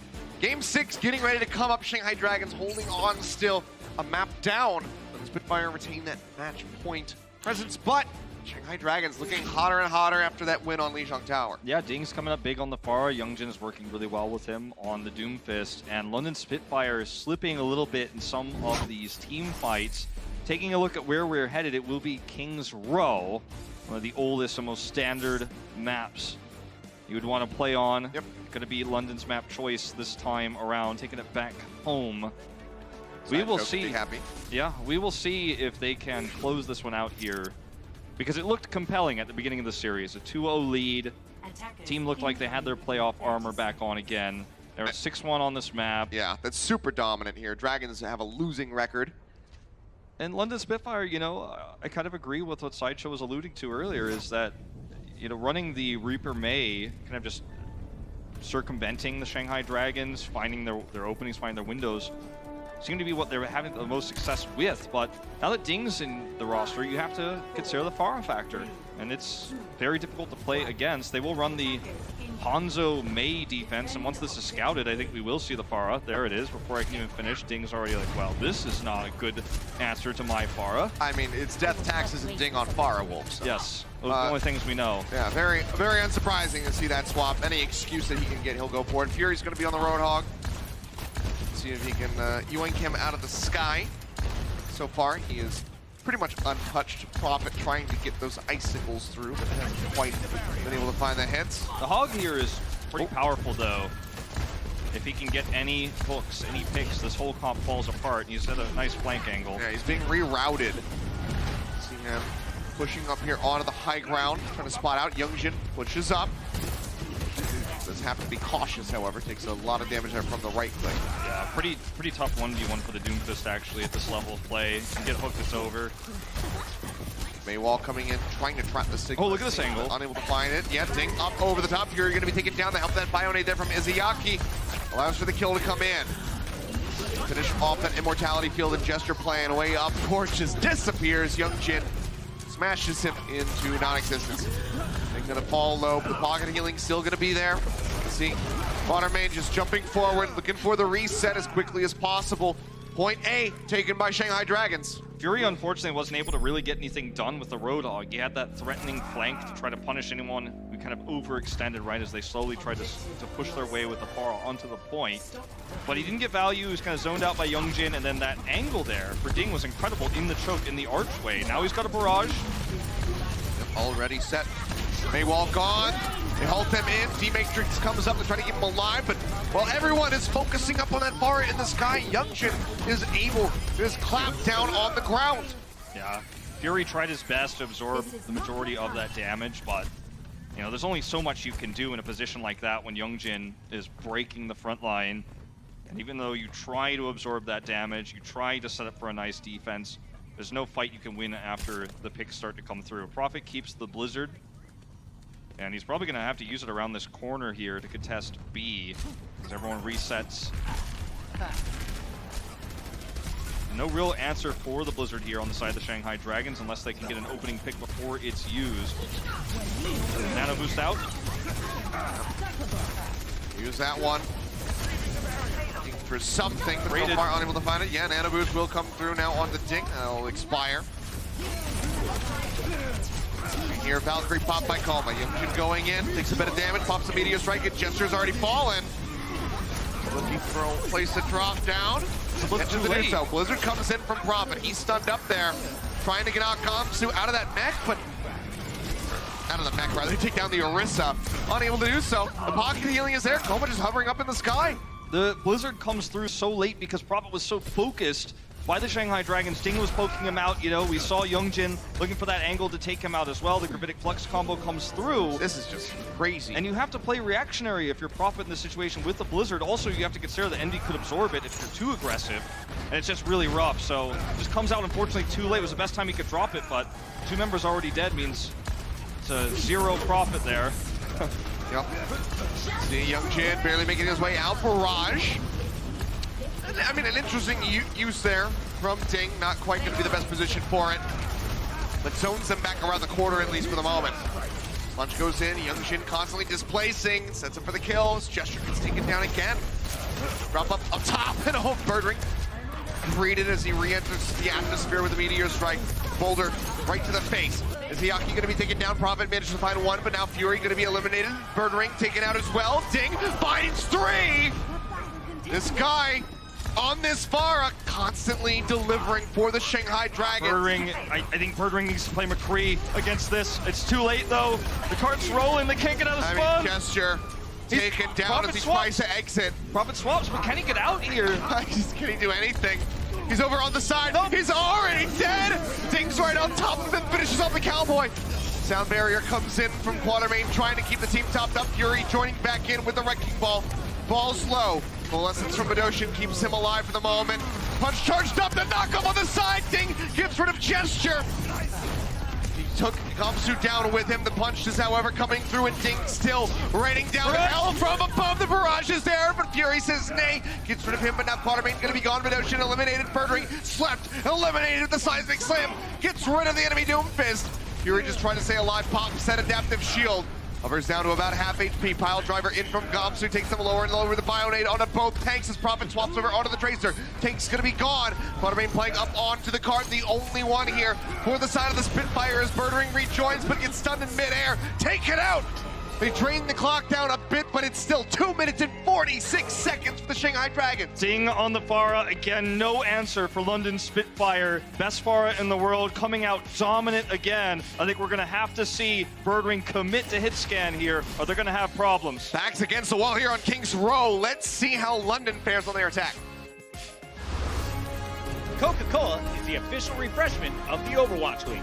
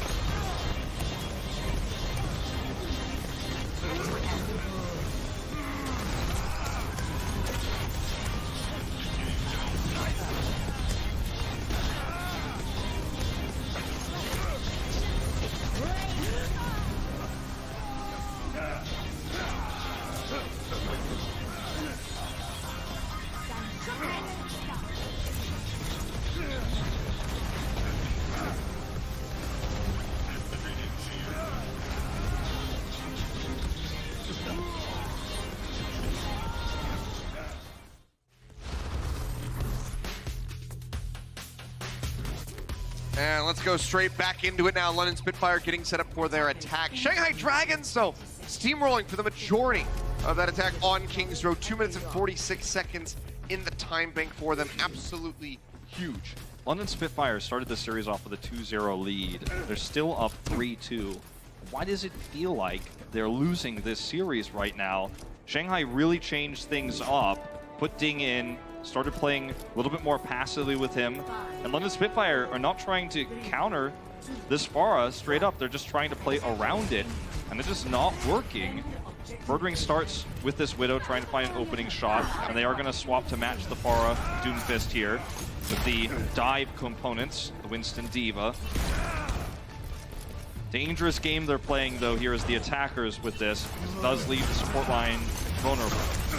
Jump forward, seismic slam, a bit of damage in, but Youngjin just going to be leading Birdring. Now has that high ground angle, drops down, softens up Fury a bit, and he will get knocked out of that mech in the end and be at range. So many rules of seconds for Overwatch. You want to get the second hook in the Roadhog, free Roadhog. You want to get the second punch. You want to transcend it second. You want to sound barrier second. This is no exception here. Youngjin just waits out of range, counters with his own rocket punch. Fury going to have to swap to get his mech back here, fortunately. Going to cost him a little bit of ult charge. Oh. Slow push now for the side of the London Spitfire. Taking their time. Which isn't necessarily on their side if they're going to be trying to match what we just saw from Shanghai. Rockets coming in, that's one. Can't quite find the second one, but Ding, close. Almost knocks Prophet right out of the sky. You can see already, though, builds up nicely for that barrage. 16, 17 some odd percent above Prophet. Here's the dive attempt. Prophet doesn't find an angle with it. They're going around the back. Youngjin trying to protect him. Seismic Slam gets rid of Gesture. Knocked up into the air. Still going to be all right. London Spitfire trying to find a pick. Hasn't been able to do so. Ding takes himself out, however. That's going to be absolutely massive. Can they convert this, though? Prophet slept. Got a res. They try to get the kill. He's knocked him in the air. He has not been finished off yet, but as I say, Izayaki will be able to get the finish. The res is there from Coma. So now Pharah-less are the London Spitfire. Shanghai Dragons have built up 6 ultimates. This is a very reminiscent picture of what we saw in Hanamura. The dive failing against a very reactionary Shanghai Dragons. They have the big 6, as you mentioned. It means they can counter this dive with Gravitic Flux. They can set up for a backside barrage where Ding gets behind and hits the support line. Wind Fury and Gesture come through. You can't just slow push this. You have to commit in, but that leaves you vulnerable. Shanghai know how to play against this. Here comes the dive. Supercharger comes in, up onto the high ground, go the London Spitfire, but straight back down as the pressure is just too great. They have to leave, and now they're split in half. Pushing around the back, Ding getting up close and personal here with Prophet. Couple tags come in from Midoshin, trying to knock him out of the sky. Gravitic Flux is there from Envy, but seems like he's unable to catch anyone. London Spitfire successfully elude that ultimate. Meteor Strike back down from Birdring. No He picks jumped to be out. found. That's 3 ultimates, 4 rolling as the Valkyrie is still there from Coma, but Birdering gets taken out. Rockets go through, Ding falling so very low, but the pocket healing from Coma is just too much. They cannot finish him off. We're down under a minute for the London Spitfire. Yeah, this is looking really bad for Spitfire. They've got a lot of ultimates, but converting those into this next team fight is not going to be easy. Prophet's This is gonna gone. be the reset now. Prophet's dead. Badoshan has Nano. He's going to have to Nano Prophet here. I mean, they on the can't, respawn. They can't match the time bank of the Shanghai Dragons, even if they cap this in OT. Gesture, when he comes into the point, he's going to have the ability to primal to keep himself alive. And this is the best fight they've got. But Ocean's gone. This is looking like a full hold. The barrage goes out. Fury taken down. 25 seconds remaining. At least it's a Diva that's coming back late here. He's going to have the speed boost. They're going to have to use everything. They've got have 4 to. ultimates just about ready to go. Fury can buy some space, as can Gesture with a Primal Gesture's Rage. at the back right now. He's hiding at the back. He's behind enemy lines trying to come in and tag to start this fight off right. They can't afford to lose anybody on this approach. 8 seconds remaining. The bubble already used. He's so susceptible to damage. Sunned up. The Primal Rage comes out. They manage to make their way over onto the point. Now the Nano Boost is going to be used. Prophet falling low. Birdering taking a nap. Prophet finds one as Ding gets taken down. However, Barrage goes in. Gamsu now is a Yaki. Both going to be eliminated. And that will be the fight for the London Spitfire. They're on the point. Envy's all alone. They'll just clean up that Sigma in the hotel, and he'll take Birdering down with him. But the cap will be there. 2.5 minutes going into the time bank for the London Spitfire. But they need the fastest street phase push on Kings Road that we have ever seen if they want to get close to Shanghai's time bank. This is Prophet taking out a nano boosted Ding and then finding this angle here just above the experimental barrier. Unfortunately for the Shanghai Dragons, sure, they got those staggers before that last fight, but they used almost all of their ultimates in order to do so. And once London Spitfire had Gesture able to come in, mess with the backline, get that touch there, they had the ult advantage. Now, as you mentioned, it's impossible for them to beat the time bank. I mean, unless Shanghai Dragons unplug their keyboards and walk out, you know, this is not going to happen. But at least they have an opportunity to prevent that 7th and final map here. The bomb attempt for the Far Mercy. Yeah, way up into the back line. It is huge. Fury comes up with 2. They're not necessarily unplugging their keyboards, but Fury is making it look that way. Takes them out. It's the effective wipe here as Coma will be the last one to get taken down. It's actually a huge double kill there from Fury. Massive. And even if you don't get the self-destruct kills there, you force the repositioning, which gives you a nice little angle. So the cart keeps rolling. Envy has Gravitic Flux here for a test, but I mean, I don't think you commit this. I think you hold it. Prophet, he had TP'd up onto that high ground here in the final stretch. Gravitic Flux is going to be going out. Drops down. Quatermain's going to be eliminated. The res is there onto Ding as Fury gets taken out of his mech. It's interesting they commit here. They lose the point. They win the fight. And this just means that Spitfire is going to have better spawns than they would have otherwise previously. Yep, couple kills coming in on this exit. Prophet getting closer and closer to the Death Blossom. Yeah, I'm not 100% sure if that was the right move by Envy. Sure, he gets the kills, he gets the team fight win, but you don't have a positional advantage around this corner. You know, you don't gain much from winning that fight. You needed to win the point if you were going to commit, and they didn't. Well, they're still playing the corner as the Coalescence comes in from Badoshan. Jump him into the air. Gesture trying to take out Ding, and with the help of that Coalescence, they will be able to do so. Barriers out. You can see them falling lower and lower. Youngjin in the corner, still going to be pocketed by Coma. Not too much pressure being applied to the Mercy at the moment, as they will just go ahead and retreat. A lot of space being bought now for Spitfire. Barrage goes in from Ding, unable to find any kills. Gesture pops a Primal Rage, just looking to gate everybody off the point, but the sleep comes in. He's down to half HP, but still causing so much disruption. Prophet now going to be eliminated. The cart continues to push forward. Envy tags in on the Diva, but will get knocked out of that mech. Gamsu starting to advance, trying to get over towards the cart. Manages to do so. The Meteor Strike will come in. The drop down right in on top of the Orisa. Can't quite get the kill. Self-destruct Fury manages to find one. Coma going to be taken out. Now Ding eliminated. The Pharmacy going to be gone. Punch goes through, but Birdering shorts it. Can't quite find the hit. Sound barrier in from Quatermain. Keeps everybody shielded up as the cart continues to inch forward. And being nearly knocked out of the mech. Izayaki doing his damnedest, trying to keep them in with those right clicks coming through. A lot of burst healing for that Matisse. Is it going to be enough, though? Self-destruct unable to find anything, but they do not deny the remake, and he makes his way back in. Wrecking Ball's out here. This is starting to be a stabilization. They're going to be picked off now. Birdering going to be gone. 1-for-1 on the DPS. The Wrecking Ball swinging through. Gesture going to be taken down. Fury up into the air. Spitfire, they have to make the call right now. Do you reset it? Do you still try to go forward? It's looking like the reset is going to have to happen because Quatermain and Prophet both get eliminated. Fury now knocked off the side of the map. Spitfire, 35 seconds left. They need to finish with time in the bank. Remember, we talk about draw scenarios. It's not going to be series ending or anything like that. You still need 4 wins. The London Spitfire here, they have 1 Primal Rage. They have a Bomb and Meteor Strike. Shanghai Dragons not really changing up. They're sticking with a delay cop. Gamsu soon to have a Minefield, and that can end things all at once. All right, Youngjin looking for the punch. If they get any picks, it's all over here. And we're going to a 7th map. So very low, Youngjin taken down. Prophet finds the kill. Jump into the back, Gesture. Juggling around Izayaki, making sure he can't use that Amp Matrix. He can't use that Immortality Field. The kills are there. Birdring comes up with 2. Ding and Coma both taken down as Gesture rejoins over onto the point. Minefield comes through, but it cannot find any kills just for good measure. That self-destruct comes in. But London Spitfire, they finished with no time in the bank. A best-case scenario, a draw for them. So cannot close out the series here on King's Row. That's right, and a draw, it doesn't end the series. Of course, we'll just end it with a 3-2 after that moment. Well, we'll see if they can get the draw or if Shanghai can tie us up when we come back for OT.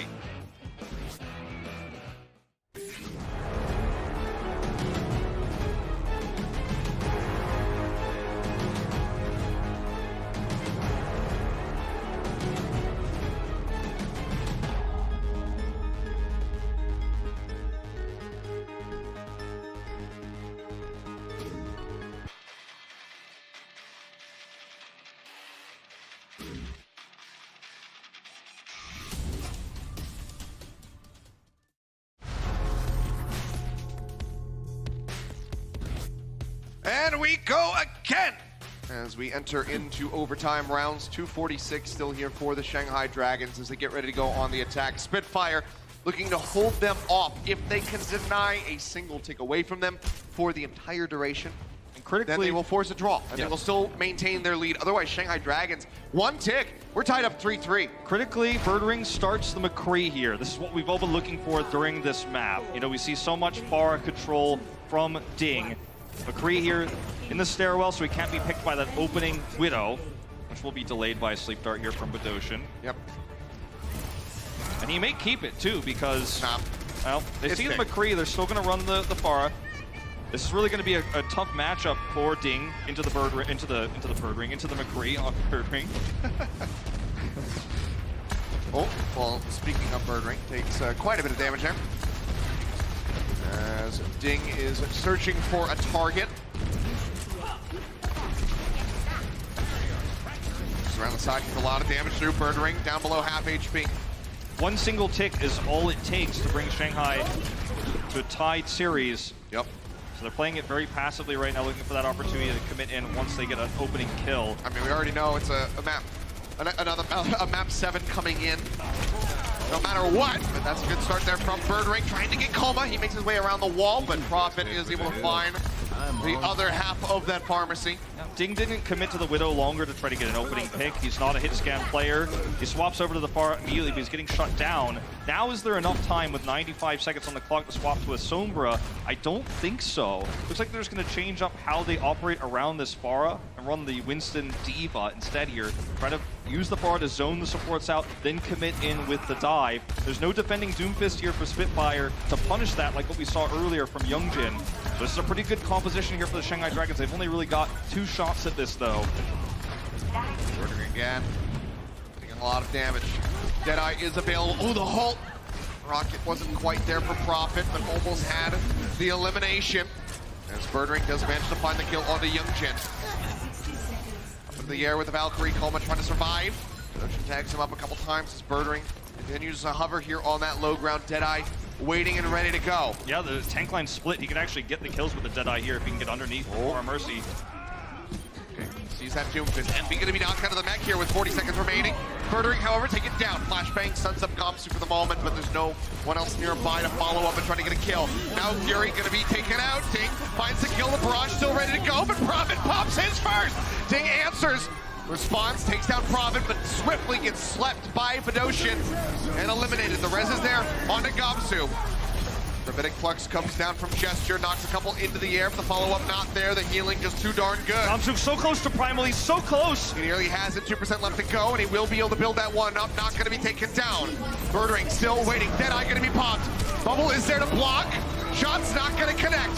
Jester trying to stay alive, but he's down below half HP. Quartermain, Biot eliminated, and oh boy, it's a draw. It's a draw. You saw right there, player camps, heads in hands.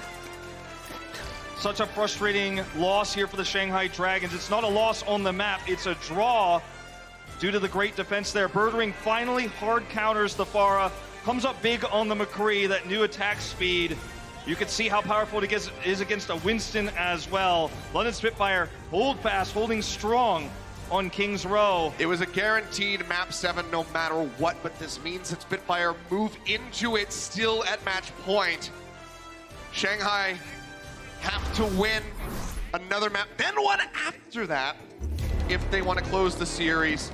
Take a look at the top down here. Hovering too far up in the air where the Pharmacy duo cannot force out the point.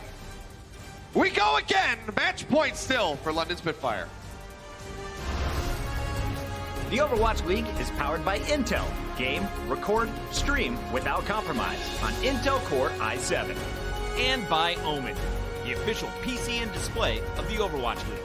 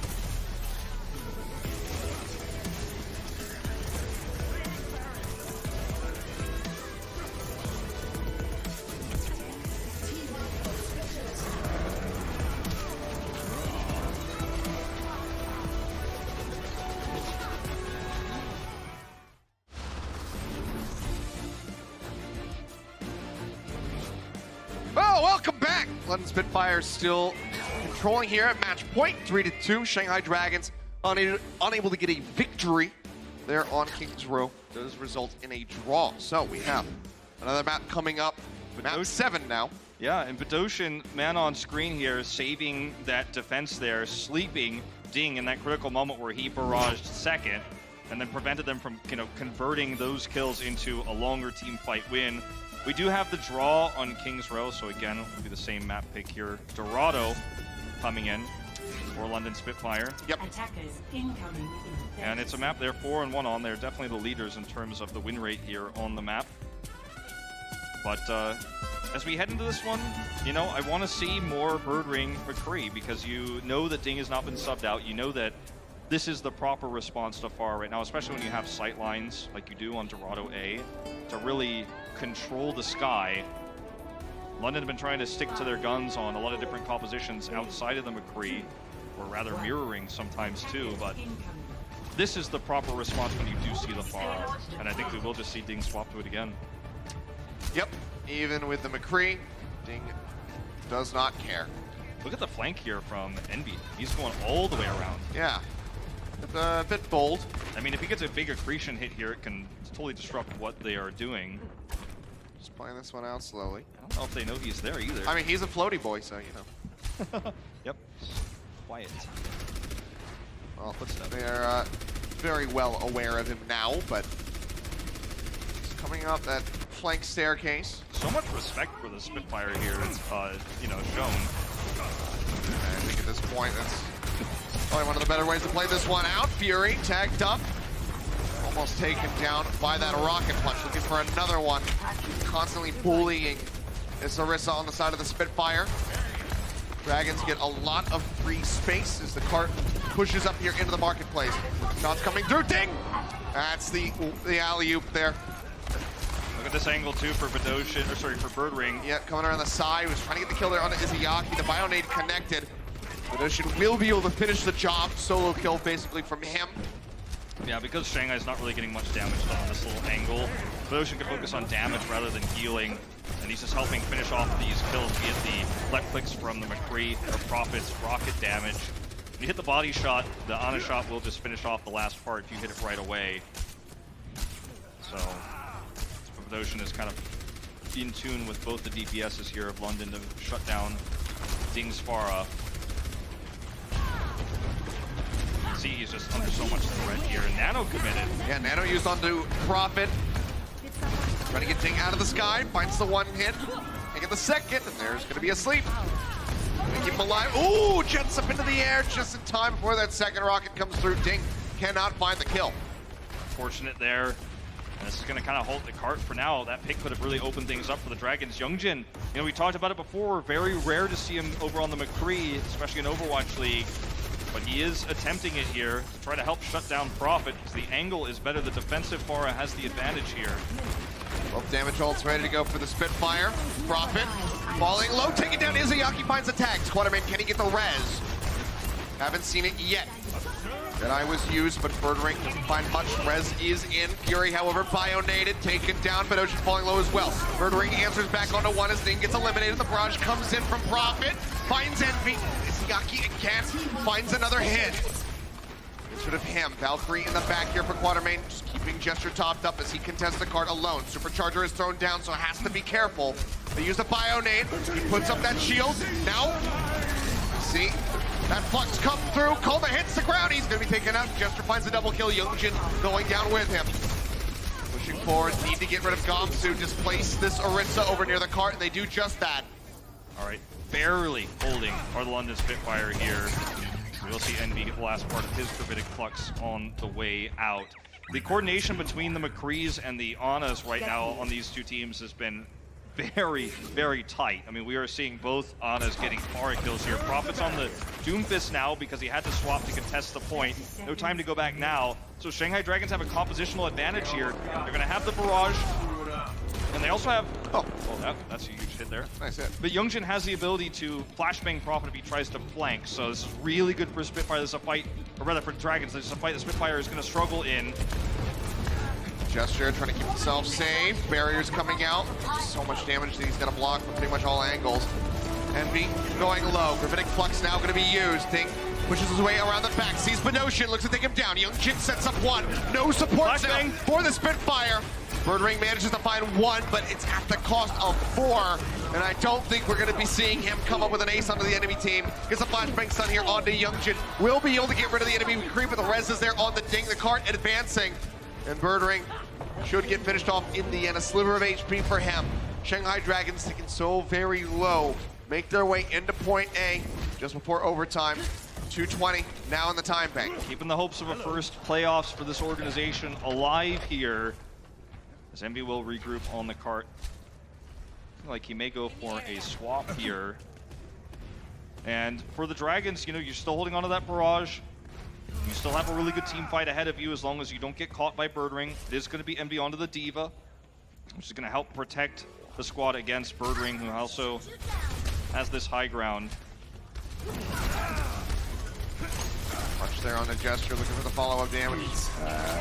Get into the back. Oh, Birdring manages to find one, but now going to be taking an F and finished off. That's why you got the Diva swap there. Yep. Still got one. Taking down the Mercy is solid, but for now the cart is going to be advancing. Ding pushing up, nanoed out, going lower and lower, but Ocean trying to finish him off. He will just retreat, and his Gesture gets bionaded, jumped on. finishes off Izayaki, but it's very much a fight going the way of the Shanghai Dragons. They're making up for lost time. Minute and 15, but they're approaching B now. Crazy that they would, trade Danos like that, but it works out in the end. Very risky what Izayaki did there. Prophet swapping over to Farah, not having much success on the Hanzo, hoping it would be good for counter dive. It was not. Mirage is out. Yeah, looking to block that one through, but Jester's still going to be taken down. D-Matrix not quite doing enough as Fury loses out on the mech. Murdering eliminated. Yumjin with the uppercut gets rid of the Baby Diva. Already down 3 members, now 4. And that will just be the extended wipe. Rolling through into point B. 2:15. Shanghai Dragons certainly can make it to the end of Dorado. Big turnaround here for the Dragons. Murdering is caught. And this is just going to be a free push here through this slow part of the beginning of the map, especially when you're up against Prophet's potential Farah. This is a big moment to get that free kill and then get this free push through. Prophet's swapping again back over to the Doomfist. They want to have that extra anti-dive here. Oh man, so much damage, even just trying to exit the spawn area. Yeah, Murdering is struggling to get into position to really threaten Ding's Farah right now. Uppercut there from Youngjin, denies Gesture the high ground. As he does stay alive and has that Meteor Strike ready to go. Primal Rage out, ready for Gesture. He gets stunned up, taken low, has to pop it in a panic. Comes back up here into the air. Meteor Strike out for Youngjin, looking for a pick. Onto the high ground here against Fury. Murdering again with the Deadeye. Gets rid of Coma, gets slept, and Ding kills him up. Deja vu, but Youngjin takes down Gesture with a rocket punch. Good sleep there onto Gesture, and they convert it into a kill. Quadramain's trying to buy time. He cannot die here. It's be so huge. It's Desperation. Murdering he's not sure where to go. Swaps over onto the Tracer, then back over onto the Doomfist. Prophet is over onto the Mei. Gesture now out on the Wrecking Ball. Prophet barely manages to make it into that ice block in time. Gonna be uppercut as the wall comes in, and they finish him off in midair. Supercharger thrown down, comes with a sliver of HP, trying to stay alive. The Bionade comes in, the burst healing is there. Notion gets rid of the Supercharger, the self-destruct is out, buys him a little bit of space. Fury, with a bomb of his own in the back, manages to find one, but cannot make it back into the mech safely. The cart will advance, and it will make its way into point C safely.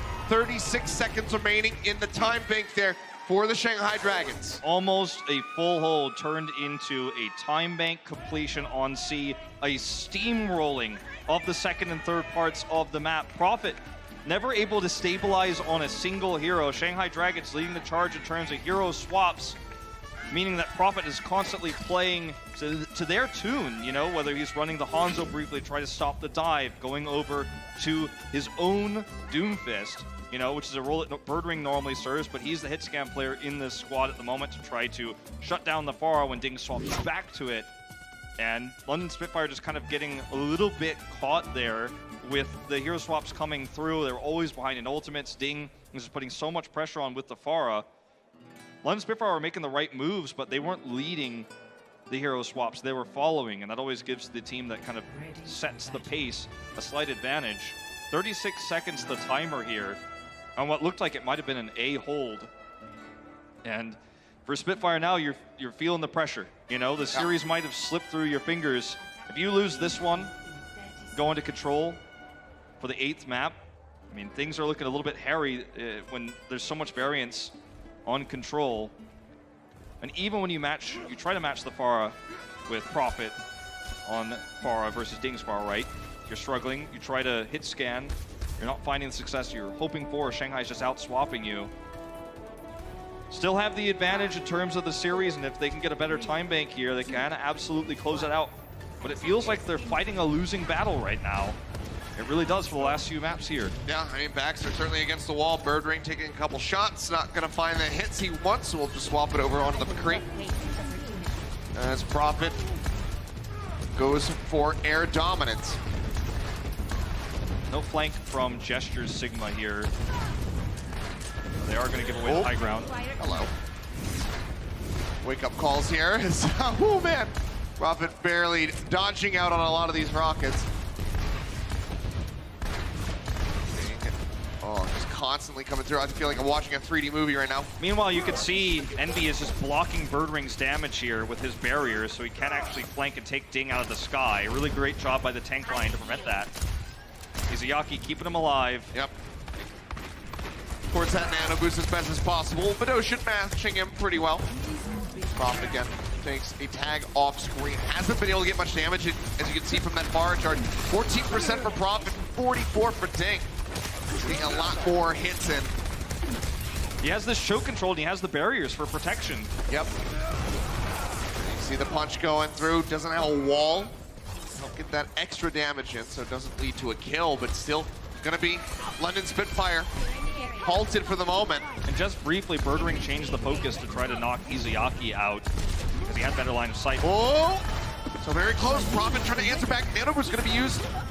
And the sleep dart comes through. They shut him down. He's taking a nap. Here.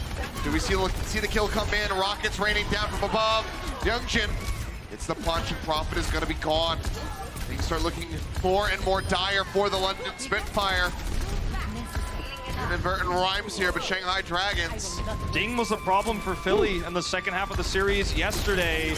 And in this series with London, he is just dominant. Birdwing with the McCree pick, but he can't get past Gamsu and Envy's barriers, those same barriers that set up a choke for him to do further damage here on the right side. If he tries to go through main and try to get the flanking shots onto Izuyaki, he's losing out there too. The ability to move the barrier from left to right is one of the greatest strengths that Sigma has. Envy can put it in both places. Here's the barrage. Yeah, barrage comes in with a nano boost, zones him back. Took Fury dangerously low, but couldn't quite finish him off. Now he's looking for the kills. Prophet again takes another hit. Jumps up, ooh, the follow-up was nearly there. Youngjin makes his way out safely. Deadeye is there from Birdwing, just trying to find something, but it's nothing but shields from here. He just can't find these angles. Comes through, Envy pops that, but can't find anything as the Fortify was used from Fury, keeps himself safe. Jump back in, fighting in the side room, Birdwing, Gesture, all taken down! When we started this series, Birdwing was on the Doomfist, and we have to make the question, do we go full circle? Should he swap here? Because he's not breaking through the barriers, Achilles. He can't get the shots on the Pharah. He's trying to counter the Pharah. He swaps to Doomfist now. That's your best option. You've only got 1 minute left. Remember, well, he does go back to the McCree, but remember, this is where Shanghai was almost held as well. This is winnable for Spitfire. They are coming into a big set of ultimates here, the Gravitic Flux, the Barrage, but I mean, you gotta wonder, is this McCree the right choice? I mean, it is the right counter to Pharah, but in this specific choke where the shields are blocking you, you're not getting what you want. It's gonna have to be a big commitment to Nano here onto Prophet. They're gonna have to set the Flux. He's down though! That's with 30 seconds remaining. Ding is an absolute monster of a Pharah. They finally sleep him. They will be able to get the kill. He drops down right on top of the card, but at what cost? There's the Flux. Here the Flux does come through. Gesture gets rid of Envy. A solid step forward now for the London Spitfire. 15 seconds remaining as the kills come in. Seems like it might just be another overtime push into point A. Finally, they stabilize here. It is a close call. We've seen this before, deja vu.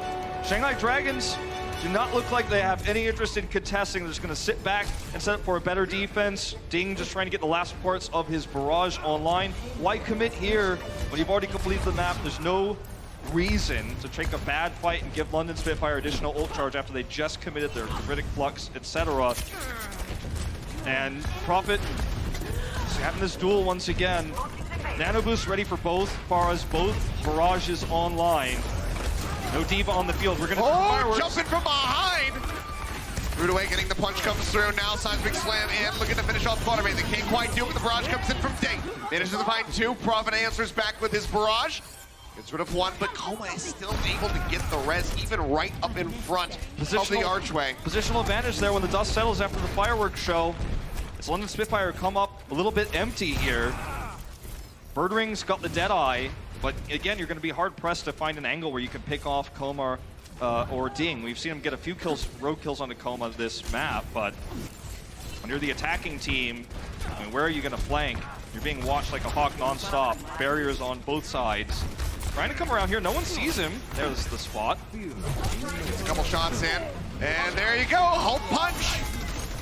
Another combo coming through, the sleep in on a Ocean. He gets shut down. Gamsu is eliminated. Able to find 1, but Youngjin plays straight up into their faces. Gets the hit, the punch through. Left click takes down Fury. London struggling. Birdwing now swapping over onto the Doomfist, but it's with a minute remaining.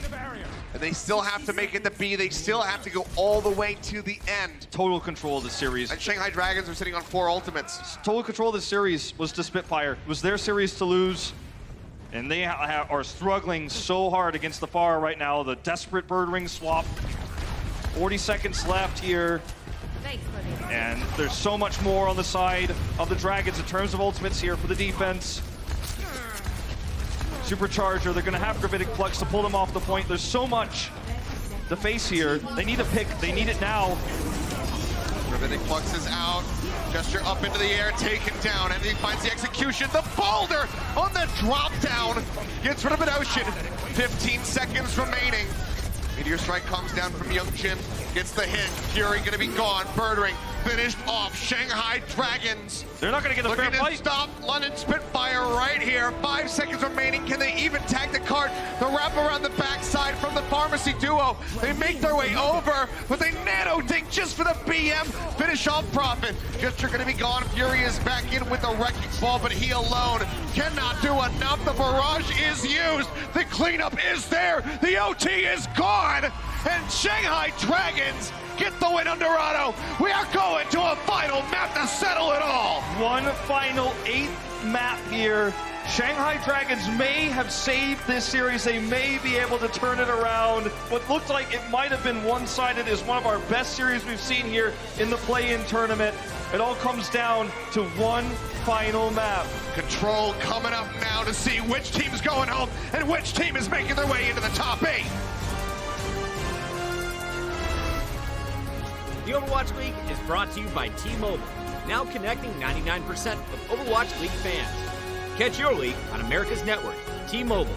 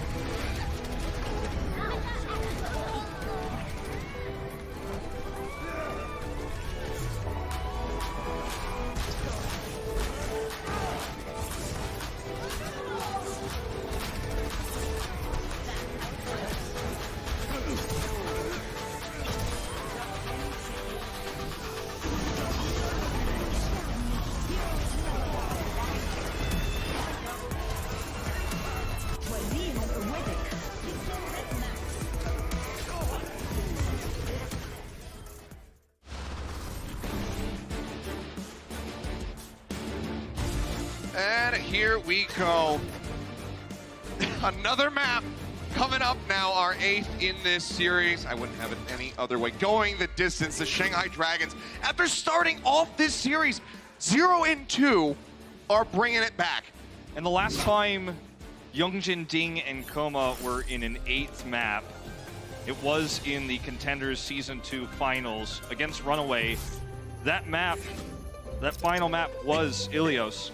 But it was also Well. It was. Now they're starting with Well. Final map was Ilios. They lost it. And this is a terrible map for the Spitfire historically. Yes, Spitfire running out with the Pharah mirror right now, not having faith that the McCree is going to be enough. And let's see if Profit can come up big. I mean, it was pretty close when we started things off on Control the first time around. London took it away. Ding dropping low, Birdring already eliminated. Bionade connects onto the front line of London Spitfire. Not seeing too much follow-up here, but there's the Rockets. Direct hits on the both. It is Ayaki. He's got the alley-oop. Gets the tag there on a Quatermain, takes him down. I mean, Profit's sliver of HP right now. Ding has controlled this entire latter half of the series.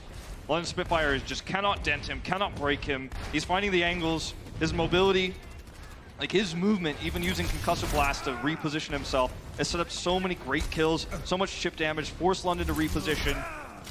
And for the Spitfire now, you're looking at the situation like we've got to find some pick on the ground, I think, because the sky battle is not ours. Oh, there you go. On the ground it is. Birdring comes up with a kill on a Youngjin. Prophet trying to stay alive. Sleep darts over onto Birdring, but seems like there's not going to be any follow-up to take him down. He will be woken up, goes back in, and manages to eliminate Gamsu. Jester, in the meantime, looking to duel it out here against Izayaki as they get halted together, but not going to be able to find any kills. Jester falling low, trying to mitigate some of that damage with the left clicks. That was actually a really cool absorb from Envy to keep them alive. Barrage. Oh boy, no it is not. Nano forward, Ding gets rid of Prophet, and Youngjin is res back into the fight. Shanghai Dragons maintain dominance, they maintain the point, now approaching 60%. I mean, that's just rude at that point. He's sleeping, falling into the point where you're going to still hit the body shot, because why not? You got to prove to the world you can hit it. Nano boost wasted there, I guess you could argue, but I don't think the Shanghai Dragons have much to complain about here otherwise. Full control of the point. Meteor strikes ready for Birdring. No one's ever knocked it far out of the sky with one of those yet. Youngjin dodges the halt there.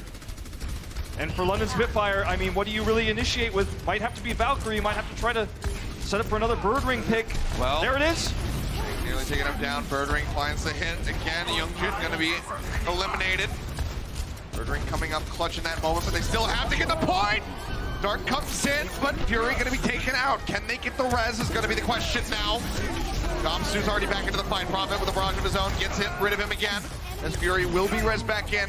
Right here in overtime, London Spitfire will be able to get the flip. Questionable gravitic flux there from Envy. Perhaps hoping that he could pull them up before they touch the point there, but many other members had already gotten in there, and that's a huge ultimate to lose. Notice Gesture still hasn't even built his yet. Takes a long time for that one to come online, especially in a matchup like this where most of it is fought in the sky. You're hard-pressed to actually get that damage done as the Sigma, especially the attacking Sigma. So huge ult advantage to Spitfire actually because of this. Oh, there you go. Punch for punch, the barrier up, Gesture. Keeping Birdring safe. So they're going to be the ones coming up with that kill. Trying to keep the ricochets off the wall to take Coma out of the sky. This is great for Spitfire. They're behind, obviously, in terms of control percentage, but they have this whole map control. They have the ultimates they need to control these chokes. This could be a huge pendulum swing. As long as they can hold this next fight with minimal ultimates. The next one's going to be the hard one. This one should be the easy one. Commitment to Nano Boost. They knock him down with the Bionade. Birdring alive. Meteor Strike going to be out from both of these Doomfists. Ding taken down first and foremost. Drop into the back, looking for the hit there. Onto Izayaki, unable to find the kill. Birdring still is able to exit safely. Spitfire continue to climb. 63% now on the board for them. Shanghai Dragons desperately trying to get that flip, and Prophet comes in with a barrage and shuts them down. Outside of the barrage, it was a pretty good ult trade. You know, that one was just for good measure there for Prophet. But Ding is getting closer to his. Will he have it in time? That's the big question. So they did commit the nano boost in that fight as well, Shanghai did, so it's a pretty good trade for Spitfire, all things considered. Minus that barrage, if they were still holding that, they'd be super favored in this fight. Supercharger is going to be what Shanghai has to use to try to initiate the point. Way easier to use it defensively, though. Nice body shot here. Coming in, almost finds him. Cannot confirm the kill. Ding's so close to that barrage that could turn this around. One more rockets and he's going to have that one online. Prophet trying to shut him down. The direct hit comes in. Prophet falling low. Can't find the follow-up. The pocket healing still there from Quatermain. Got a lot more mobility now with the Valkyrie rolling, but Youngjin this time comes out on top. Birdring taken down. Nano thrown in. Barrage coming through. The sleep dart connects, but again, Fury dies. Prophet, however, comes back in. Manages to get rid of Ding. Now Birdring coming in. Gets rid of Gamsu. The rest is there, but Ocean eliminated. 2 members gone, now 3 on the side of the London Spitfire. The Shanghai Dragons trying to flip this one back in overtime. Double OT on either side. Jester falling low. Gravitic Flux comes in, but Gesture, they don't even give him the opportunity to hit the ground. They get the flip, they get the round. Shanghai starting off Ilios with a win on well. 1 round away from doing what they could not in that Contenders Finals. You know, we have to mention Game 8s here because half of this squad have been in an extremely tense Game 8 that they failed to win on. This is the first one in Overwatch League history.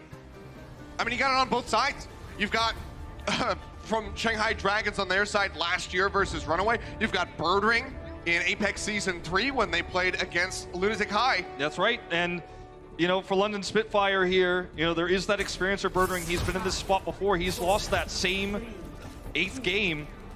For the Spitfire here, they've got to bring this back. They've got to turn this around. Birdring's bringing out the Widow. It's Ruins, and they have an opportunity to knock the far out of the sky here with long sight lines here up on the high ground. And Ding may have to consider swapping here. He's playing back. Looks like that might just be the call. I think he's considering going over the Sombra. He's pushing back over towards the point. Maybe faking it out a little bit. Yeah. That or indecision. Either way, Birdring comes up with the first kill as Youngjin will get sniped down. The res is there from Coma, however. Trump card here, the Widowmaker's coming up big.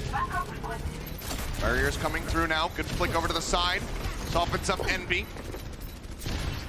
for that angle. Back over onto the side, tries to get that altitude. Trying to find a pick. Instead, it's just going to be a trade-off coming through as Izayaki taken down at the cause of profit. But Ding goes forward, gets rid of Birdring. No damage dealers for the London Spitfire, but now no mercy for the Shanghai Dragons, but they're making it work. Envy takes down Gesture as Youngjin wants a health pack. Patiently trying to wait for that health pack, but Quartermain comes in. Manages to find the kill. They're turning this one back around. The point still not locked down by either team. Profit on the Doomfist. Comes up with the kill onto Ding. Taking him down. I cannot believe this is not flipped yet. It's not. Shanghai's got control. They're still just trying to hold this one off, but now Quartermain going to be yoinked back through with the halt, and it seems like that will just be the surrender on the point. As I say it, though, Profit pushes forward on the corner, but there you go. Got to back the first away. lockdown will be there for the Shanghai Dragons. This is so important, too, because if Birdring gets line of sight control and gets those kills, I mean, he controlled the point with the first few shots there, forced the Dragons back. And once they got on the point, he had to play forward. He couldn't get kills. Now he has to approach. Vidic Flux is in. Gesture going to be hitting the ground. Gets chunked low, but they do manage to keep him alive. Now the pop-up comes in the back of that uppercut. Profit going to be taking a nap in the back line. Uses the Meteor Strike to try to escape, but already they lose out on 2 members. He drops down here onto the point, goes over onto the side, gets the Mega Pack, but instantly gets burned down. Youngjin finding the kill. Shanghai Dragons, it's still early in the round. They're only at 33%, but it's just looking dominant. No value out of the ultimates. Profit tries to rejoin onto the point, gets nothing. Birdring swaps. The Coalescence is committed here for Badoshin, and Ding still flies free. He's got a barrage here. Birdring has to swap to a different hit scan here to try to knock him out. It has not been successful in the latter half of the series when he's tried it. He's always under threat of Youngjin. He's always shooting at barriers. Ding is just using this pillar here. He does take a body shot. But look at the control. Look at the space he's bought. And here's the barrage. The barrage comes in with the halt. Instantly sets up 2. No sleep dart this time, but Ocean's over on that. Moira cannot do anything except die. They lose 2 here on the back end of the fight, but Shanghai Dragons 30% away from advancing into the round of 8. The Euro first for Shanghai Dragons, 25%. Until they get that next one, first season playoffs. Youngjin here on the flank, trying to catch Birdring. When he comes around, he's waiting patiently. Waiting so long here. Just wants that McCree. Oh, gets spotted. Barely survives. Supercharger out. They have to commit to this fight. Last chance for the Spitfire. Maywall comes up. Rocket Punch going to be canceled. 95%. They have to tag in. Gravitic Flux comes through. Contesting the point, they force out the OT. Supercharger from Fury going to be taken down, looking for the Sun, unable to find him, but Birdring gets a kill on the Ding. Homa, not going to be able to find any res yet. Banning the hammer there into the back of Gamsu, trying to take him down. Youngjin's going to be eliminated, as this is Izayaki. Just those finishing kills, his Coma will fall. Flashbang forward and be gone. Spitfire again at 99% will get the flip, but can they hold it to 100? Can they take us to a final round of Ilios? The Mei here just doesn't have much functionality in this composition against the, ensuing far that we're seeing from Ding. So it's going to be hard to hold on to this. If he can build a Blizzard somehow with just that chip damage from the right clicks, can he get some headshot kills, some rogue kills onto Ding's Pharah? That's their best bet here. Deadeye out here for Birdring is going to look for potentially the side flank. Knock the Pharah Mercy out of the sky. He's had a few of these side kills here. It's way up high. Yeah, he's up on the high ground looking Coma for a target. Immortality Field about to be taken down. They do go ahead and finish that one off. Meteor Strike is out from Youngjin. Gamsu gone, however. Roll around into the back. Youngjin going to be stunned up, tries to exit, but Birdring cuts him down. The res is there onto the Orisa, but Coma now is going to be eliminated. Gamsu manages to find one, pulling Prophet off the side of the map. But now it's stagger time for Envy. Really nice here to get this stagger. Prophet had to use Blizzard, and I mean, arguably didn't have to use it, but he felt the need to use it, right? I mean, things were dire. Your playoff life is on the line. You don't want to be the Mei player who died holding Blizzard that cost you the map. You commit there. That's the threat of match point, right, in your head. That's one tool they're not going to have for this final fight. But he does get that rogue right-click kill we were talking about. Yep, solid headshot. Res going to be used. Youngjin swaps over to the Reaper. They're going to try to steamroll their way in here with the dive coming through, the Winston Diva, then the sustain coming through from Youngjin on the Reaper. Supercharger is ready, and Gravitic Flux should be finished in this fight. London cannot afford to make any mistakes. No one can get picked here, where it's all over. No playoffs for the defending champions. Izayaki on the flank. Gesture spots him out. Gravitic Flux just 92% away. 2% away there. He was at 98. Izayaki pushed up into the air, slammed down. Follow up left things. Take him out. Koma trying to get the res. Can they deny it? The answer is going to be no, but they get the kill on the Mercy on the back end. Gesture now going to be antied, but no one able to tag it onto the point for Shanghai again. London Spitfire will in fact take us to one more round. You can see there. Doshin, he's losing it. Up. Yeah, he's got to keep himself composed here. It all comes down to this. Prophet trying to chat up the team, keep them focused, keep them motivated. These are one more round. These are two teams going to this final round on the opposite sides of 2018. The champions of our inaugural season, London Spitfire, face against the team that went 0-40. It's 2019 now. We have our weakest 2018 team surpass the defending champion. How much have times changed? It's the Spitfire playoff armor they're wearing right now. They've adapted to the meta. The game is slipping through their fingers. The series is slipping through their fingers. It's another Farah mirror here with the Doomfist. One round to decide it all. It doesn't get much more epic than this. Yep. Will just be Lighthouse. Settle it in the end. Prophet already taking a lot of damage here from Ding. He's gotten a bit back. Neck and neck for that barrage charge so far. Perfectly mirrored comps on both sides. The only difference being the main tank position with the Sigma there for Gesture. Grabbing the point first would be huge for the Dragons here, and they've got it. Yep, unable to advance forward are the London Spitfire. Just better angle there for Ding. His body shot's on the ground. See here, just unable to get that double tap for both of these Faras. Just zone them out so well. Into the back though, Ding now. Pressured as he was looking at the Doomfist. Still unable to find that killing blow. This is a telling moment for the Spitfire. Shots coming in. Spitfire have advanced over onto the point, trying to get the slip coming back through. Bedoshin nearly getting knocked off the side of the map because of blast angle. Not quite what it needed to be to finish that one off. And Bedoshin, staying on firm ground, manages to get rid of Youngjin. Trying to get the res, has Envy and Koma now gone. That will be the cleanup here on the side of the Shanghai Dragons. London Spitfire making it fast this time, not waiting to 99%. Yeah, just taking turns, buying time. Gamsu there, touching the point, trying to build up as much as possible. That's why grabbing that first capture is so important, because even when you lose a fight, you could buy so much time. London Spitfire. Oh, got the stun in the air! Indeed they did. London Spitfire not getting the kill though, but they have control of the point. They have control of this choke, which means that Prophet can not only control this Farah battle a little bit better, but also poke at the ground. As you can see here, he's looking for, right now, Izayaki. Envy with a sliver of HP. Gamsu as well, falling low. Not going to be taken down yet, though. Berger poking back up. And a boost used by Izayaki. Rocket punch over onto the side. Barriers coming down. Gesture trying to keep them all protected. Ding, eliminated. Bedoshin snipes him out, but it both Faras falling. As Youngjin will also be eliminated. The res is there for both of the Faras now. Ding and Prophet back into the action. Gesture is trying to keep everybody safe. Throws out another barrier. The barrage comes in, trying to keep Prophet safe, and it works a treat. Ding gets him at the end, but it's after 3 members are eliminated. It's too late. It's too late. That kill is irrelevant. And look at the hold on to Koma. You're not making it home, buddy. Someone please come to the ledge. Oh there's my God, no one Fury. there to rescue him. Such a sick halt from Fury to bring him back.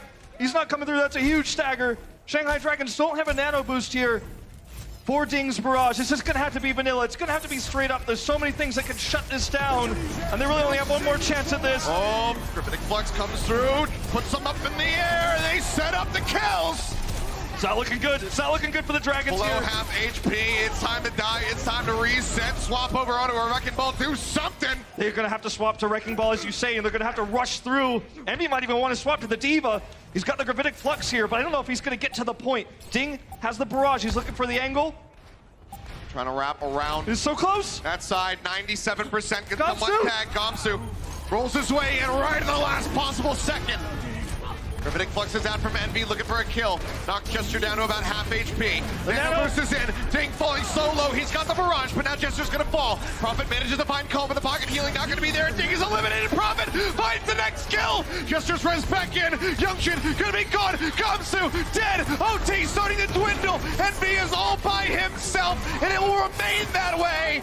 They knock him out. It bleeds away, and the London Spitfire, they go all the way to the end. One final round of Ilios, but they get it in the end, 4-3. Your inaugural season champions will not be knocked out in the play-in. They will not. They will have one more run. They will have one more shot at being the defending champions, taking another title here back-to-back. For the Shanghai Dragons, it's a year of firsts, but they will not get that first playoff. Not this year. It eludes them one more time. A team that's broken expectations has come in here and really changed the way that their team is viewed to the world, taking a Stage 3 title. But their run ends here again on Ilios. Those map 8s will haunt them for a long time, but for the London Spitfire, ecstatic, such a stressful series that almost slipped away from them. It was so close, but Doshin spent half that series with his head in his hands, but he's able to bring it back. There he is. Couldn't do it. This is where the season ends for the Shanghai Dragons.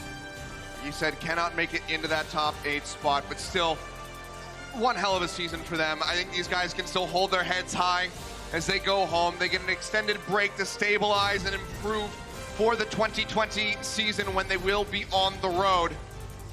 But London, their road does not stop here. They will continue to advance forward. But guys, we've got Danny Lim standing by on the floor with Gesture for our victory moment presented by Coca-Cola.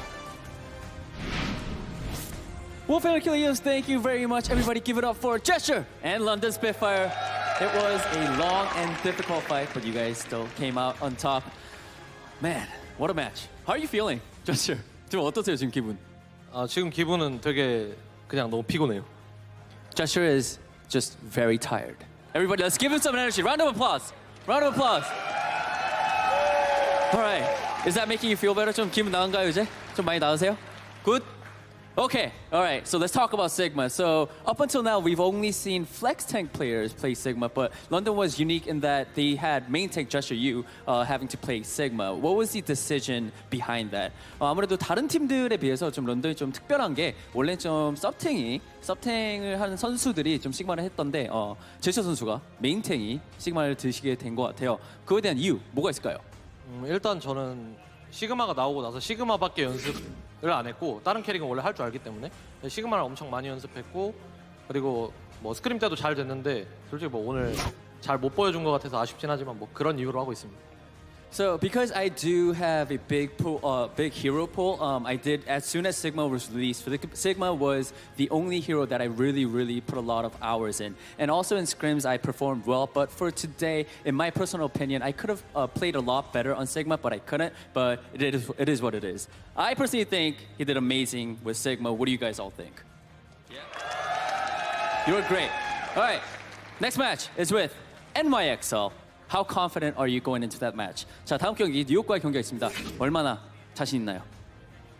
일단 저희는 뭐 상하이랑 해봤는데 상하이는 원래 파라, 둠피 이런 캐릭터를 잘 다루는 팀이고 그래서 힘들었다 생각하고 나름 뉴욕이 어떻게 나올지 모르겠는데 지금 뉴메타라 저희가 이길만 하지 않나. Right, so I feel like we had a difficult time against the Shanghai Dragons because their DPS lineup, they use a lot of Doomfist and Pharah. Both DPS players for Shanghai Dragons are really good. As for New York, our next match, because it is a new meta, I don't know what New York is going to come out with, what kind of composition they're going to come out with, but we'll have to see, but I'm pretty confident and I think we could win. All right, Gesture, thank you so much. Now, let's hand over that signed jersey to a lucky fan. Do we have a fan? Where's our fan? Where's our fan? Congratulations! You get a jersey signed by Gesture. hug 한 번만 해주세요. Give him a hug. 자, 한번 안아주세요. 한번 안아주세요. There you go. Thank you so much, Gesture, and congratulations to you, casters. Back to you guys. Thank you very much, Danny. Wonderful moment there down on the floor. Man, what a series. I mean, an absolute marathon. Like we said, the first map 8 series that we've had in the Overwatch League. But London, they get it done.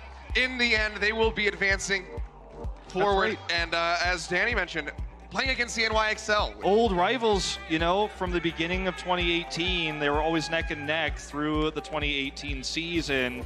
Ended up taking it in the end, but that's a hype one for sure. And obviously coming up next, we will have Dynasty versus Charge to the other side against Vancouver Titans. Another very hype series. Just call me adjusting my jacket. But another hype series there with Guangzhou versus the Seoul Dynasty. Who knows how that one's gonna go. And then the winner of that has to go up against the Titans. That's a tough one. But guys, Prophet will be your player of the match, presented by Omen.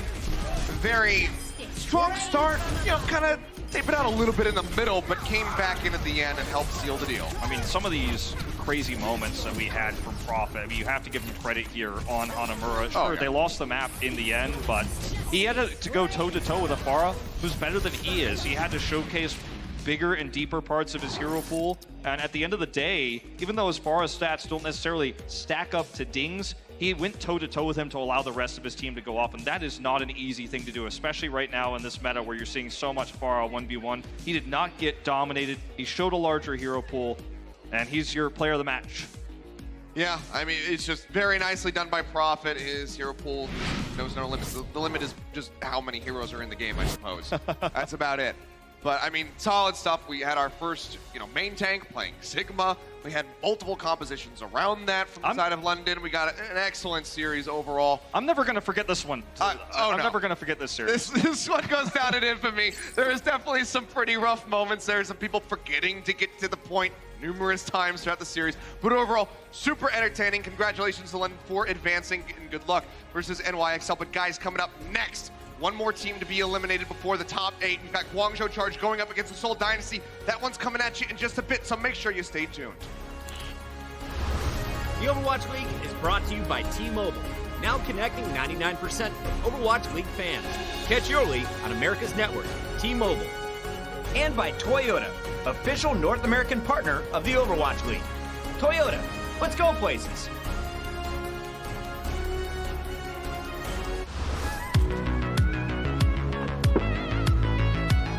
Did you see the game last night? Sinatra's gonna get MVP this year.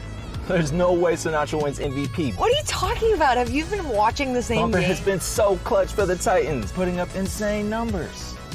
I think you're both wrong. Jonak, still the MVP. Also, first match starts in an hour.